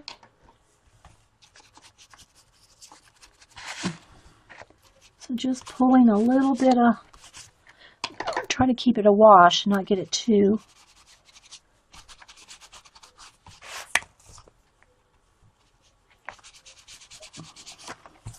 Just going back and forth between my brush and my fingers and kind of blending it in.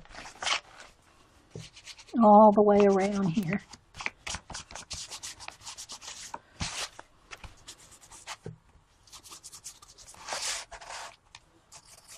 A little more water.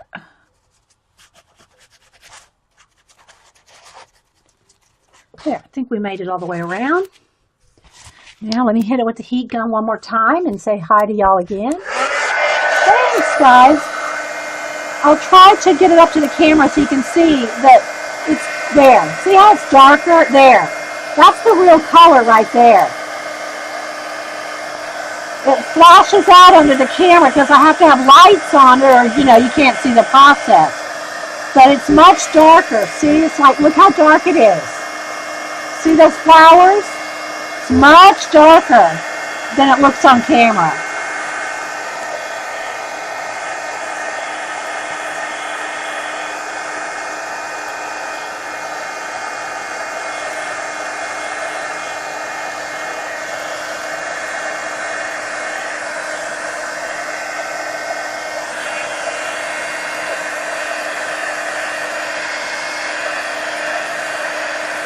I can see a couple of the water areas.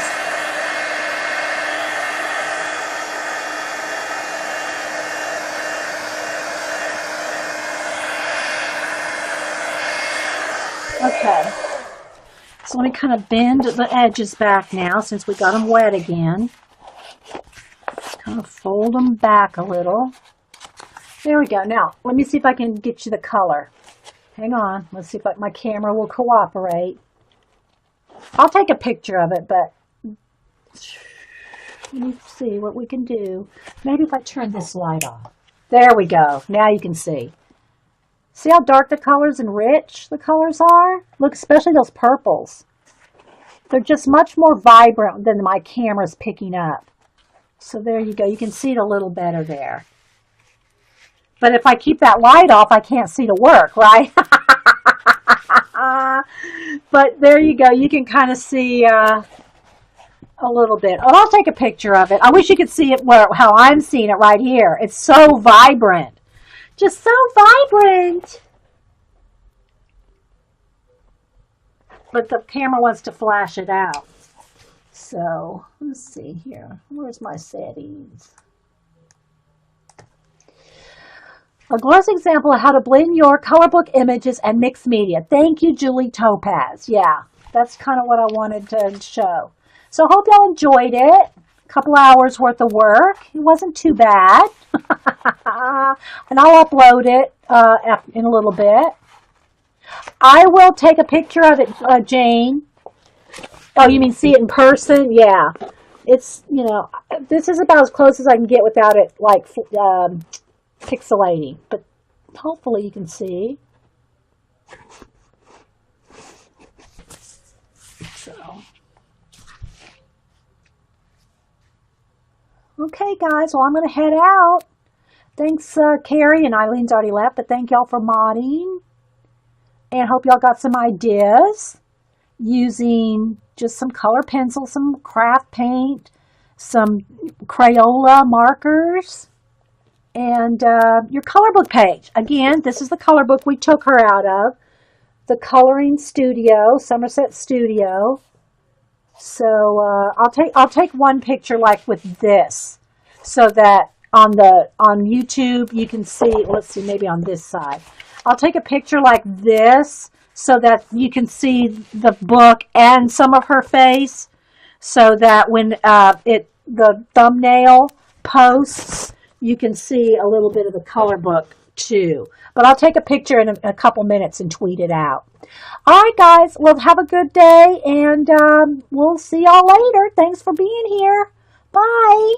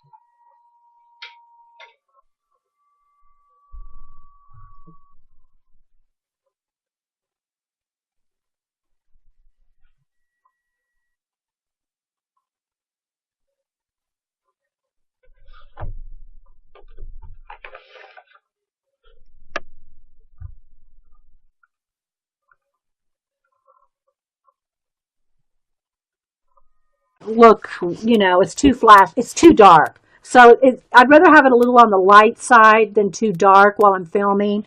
But it really is much darker than what you're seeing here.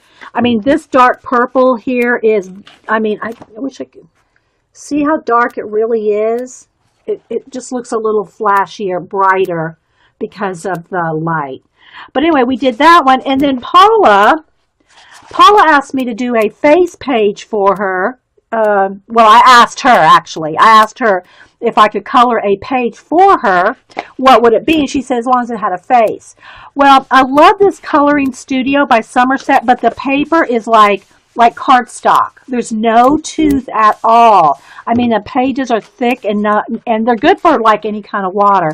But for doing portraits, I mean, I did her. I'm working on her.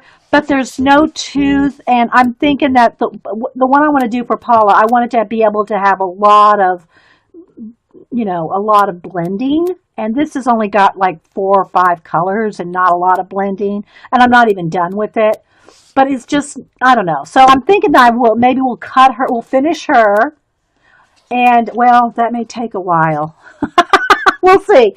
I'm thinking about maybe just finishing her, cutting her out, using her on a big, in the Moleskine.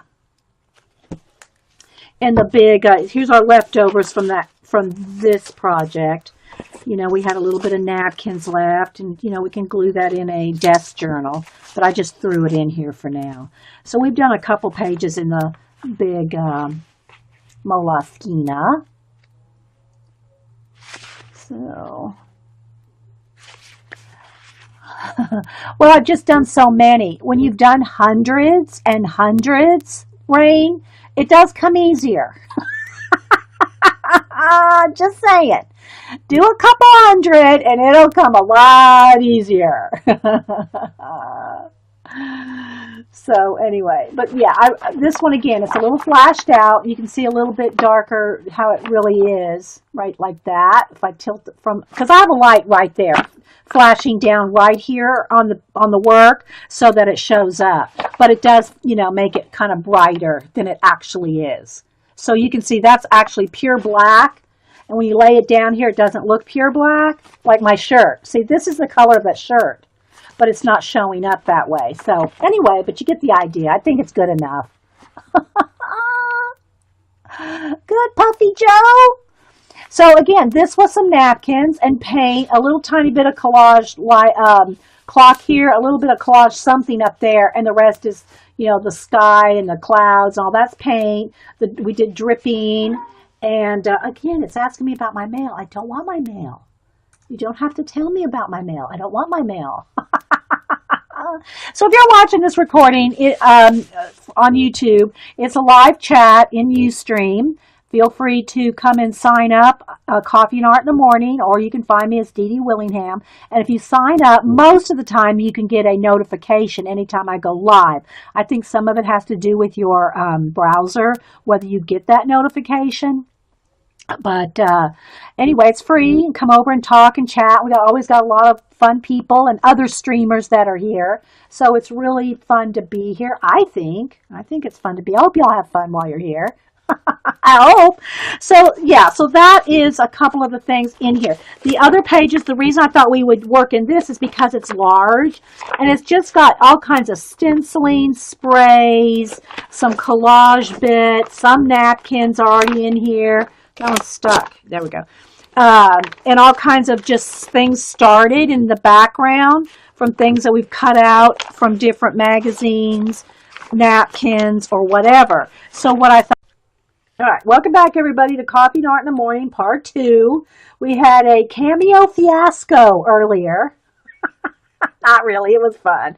But I had a couple of parts of, or a part or two. I don't know yet because I had a glitch when I was switching back and forth in my Cameo software live. So I'll check it after we get done here. So thanks everybody for being here.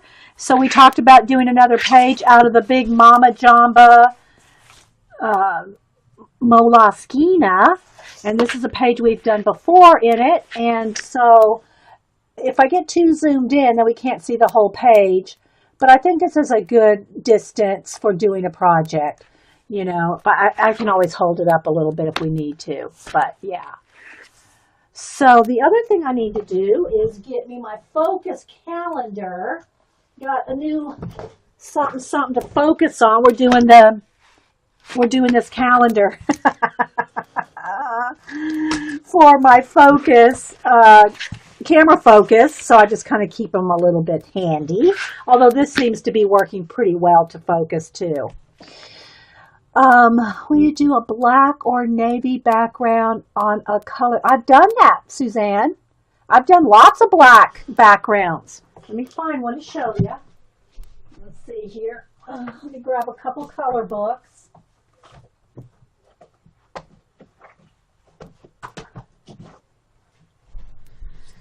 So in the look, we did this one. This has got black.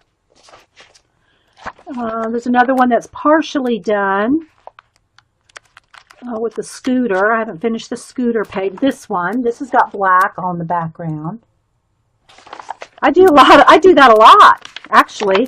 This one has gray and kind of the what do you call it? Modelly, textury background.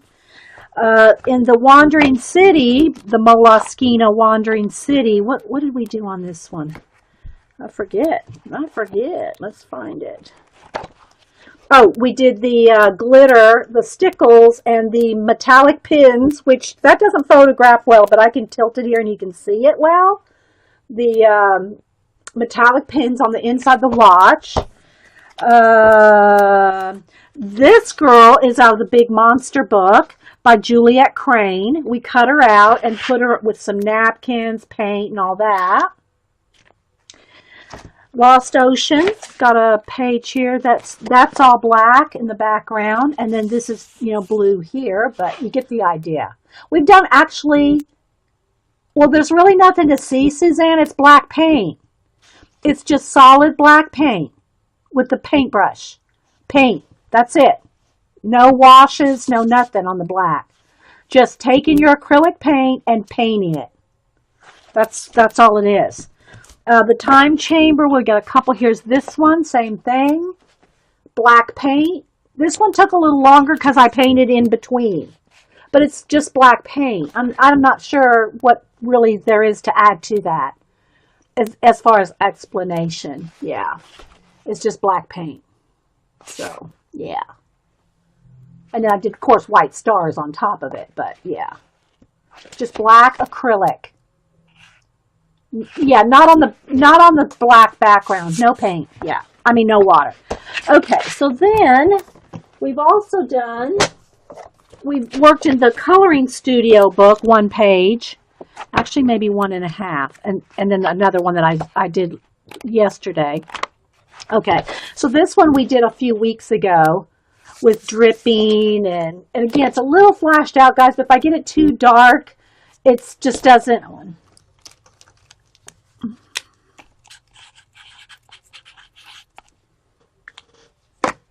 I don't even know if she's still here, but if she's not, but we're going to send it. There you are. Yeah, okay, so we'll send that to you, Rain. Let me show you the rest of them. Where did I put them? Oh, here they are. This one has a big hello on it, and it's I don't know if it's some kind of an embellishment that she purchased, or if she did the little wire, but it says hello in wire. I love that little phone. So that one, and then this one says Inspire. It has a little Eiffel Tower and gears on it. Gee, I wonder who would like this one. Hey, Eileen. So that one has some little metal gears. Again, the shine is because it's in the plastic. And then this one has a little heart and a little flower. But all her backgrounds and everything, she's got stamps, some paint, some paper, all kinds of little things going on.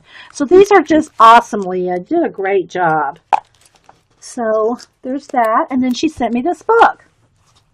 She said, I'll read what it says on the inside. Now, I'm obviously not going to cut this up, okay? But inside she said, yeah, and she does say caution, some nudity. There's some like mermaids without tops. So I am going to kind of be careful on Ustream. Ustream has a no nudity policy, so we don't want to get kicked out showing anything. So I'm going to kind of look and kind of peek before I turn to the page. Dear Dee Dee, happy belated birthday. And look how beautiful her handwriting is. Oh my gosh, look at that. Happy belated birthday. Thank you for all the hard work you do to help all of us improve in our art. This book is yours to cut up or do whatever you want. When I saw it, it reminded me of your work and art. Sincerely, Leah. And so, 2016. So, I am not going to cut this book up. Yeah. Leah Foy. Yeah, they're from Leah.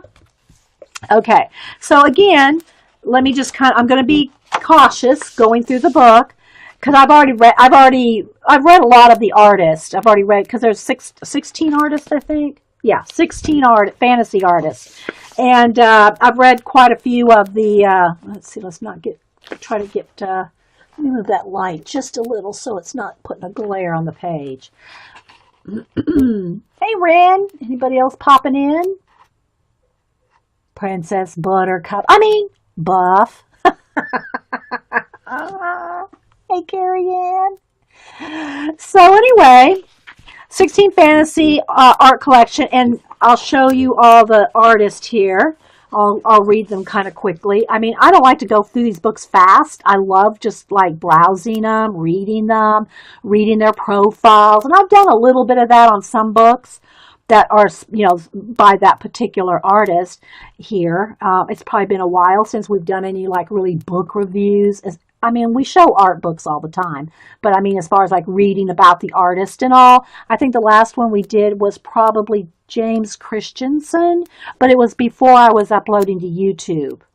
So, and I'm probably not going to pronounce them all correctly, but there's Kinuko Craft, Linda Ravenscroft, Sarah Butcher, Priscilla Hernandez, Sue Miller, John Arthur, Maria Pettit, Josephine Wall, Jody Bergsma, Christine von Lossberg, Jasmine Beckett Griffith. I follow her on Facebook. I think I see her all the time on Facebook. Molly Harrison, Vicky Visconti Tilley, Tom Cross, Sherry Baldy, and Sheila Walk, W-O-L-K. So again, I'm going to try to show you some of their work, but I've got to kind of take a peek just because some mermaids, so we got to be careful. But I want you to get let's see, let me try to come down here let me tilt the camera down just a little bit so that glare from that light is minimized. So it's an awesome book.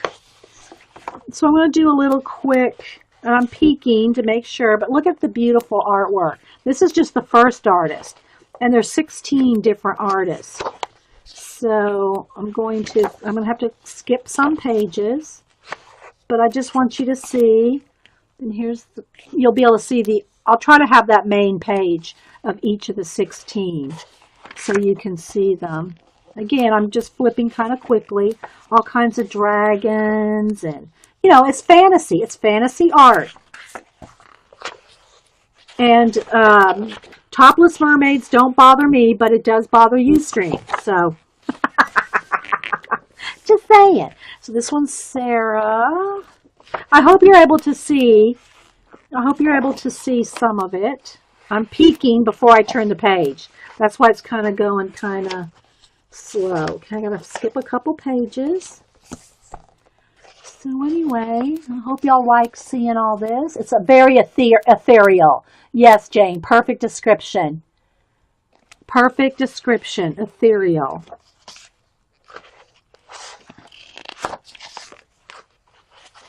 And I love all of it. It's just all gorgeous. And again, there's a write-up about each of the artists. And I've read quite a few. I've read probably about half of them.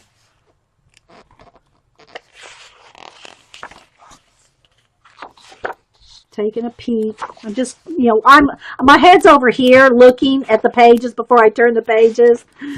So if you see me like put 2 or 3 together, it's because of that. So just not really looking at chat for a minute. I'm just going to keep flipping just so y'all can see the beautiful book.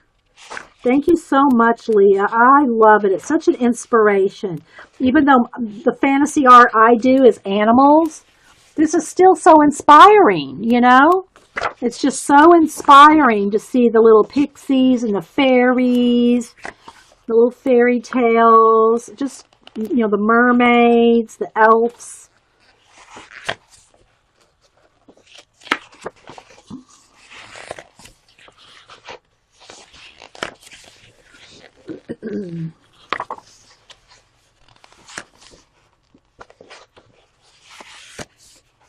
So I hope y'all are getting a little bit of a view of some of it.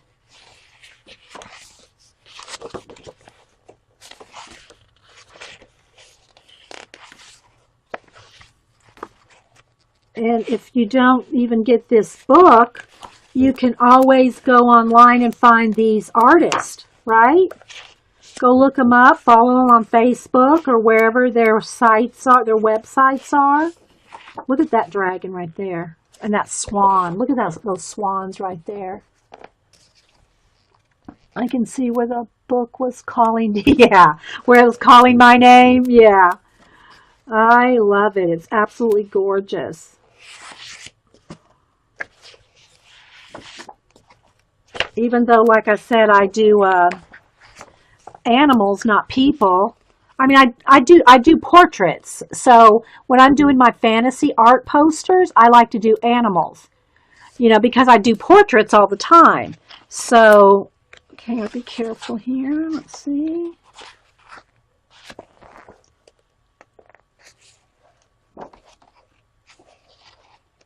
What I would do is we could go ahead and cut her out. So if you're you have an aversion to tearing things out of books, look away.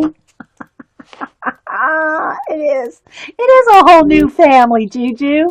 Hey, Judy Patootie.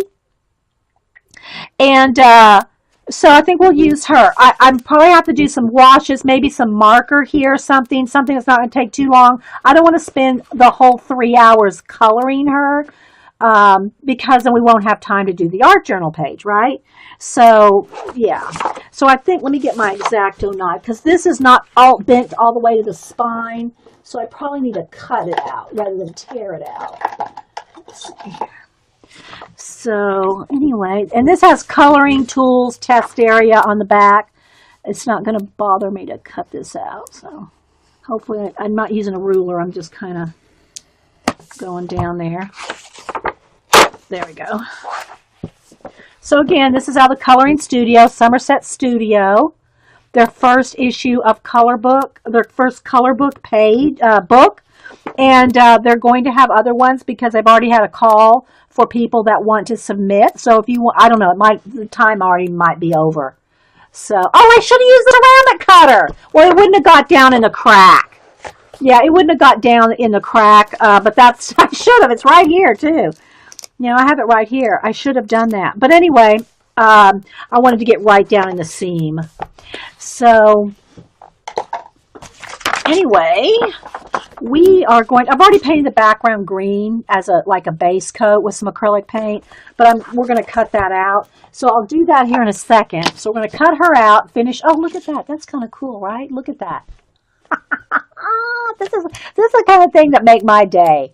Things like this makes me happy when this kind of stuff happens. So I'm just going to set it aside for a second because I do want to show you some other Happy Mail that I got. After my stream on Tuesday, I got Happy Mail from a girl named Leah, and she sent a bunch of art cards and a birthday card. So, and the birthday card was like in the envelope, so I don't know if she wants me to use it like to give away to somebody, or if she just, send it to me as a birthday card. But look how it folds out. Look at that, how that folds out. Isn't it so cute? It's all popped up and folded, and see, it's a stand-up card is what it is. You can stand it up. So, but look how cute that is with all kinds of little die cuts. But I was so impressed with her art cards. So let me straighten them out here because I had them in a stack here. So she sent these art cards, and of course, we love to do a giveaway. We love our giveaways. So, hey, Lisa L. Hey, Callie. Anybody else popping in? So these are the cards that she sent, and they're all she has stamped on the back. She signed them all, but look, and they're in plastic. So you can still see the glitter. So she's got a lot of glitter on them, and they're just so gorgeous. Little bee and a little flower here. I just love them. Look at this one with the bluebird. Look at that. We might have to send this one to Rain for her mom. It's her mom's passing anniversary, and she said bluebirds are special. So yeah, I didn't know that was going to pop up like at this time of day. So what we're going to do, Rain, is I'm going to send that one to you. So isn't that gorgeous though? Look at the little bluebirds singing, the little note. These are all like little those little note sequence, and all kinds of little glitter. So yeah, we'll put Rain's name on that.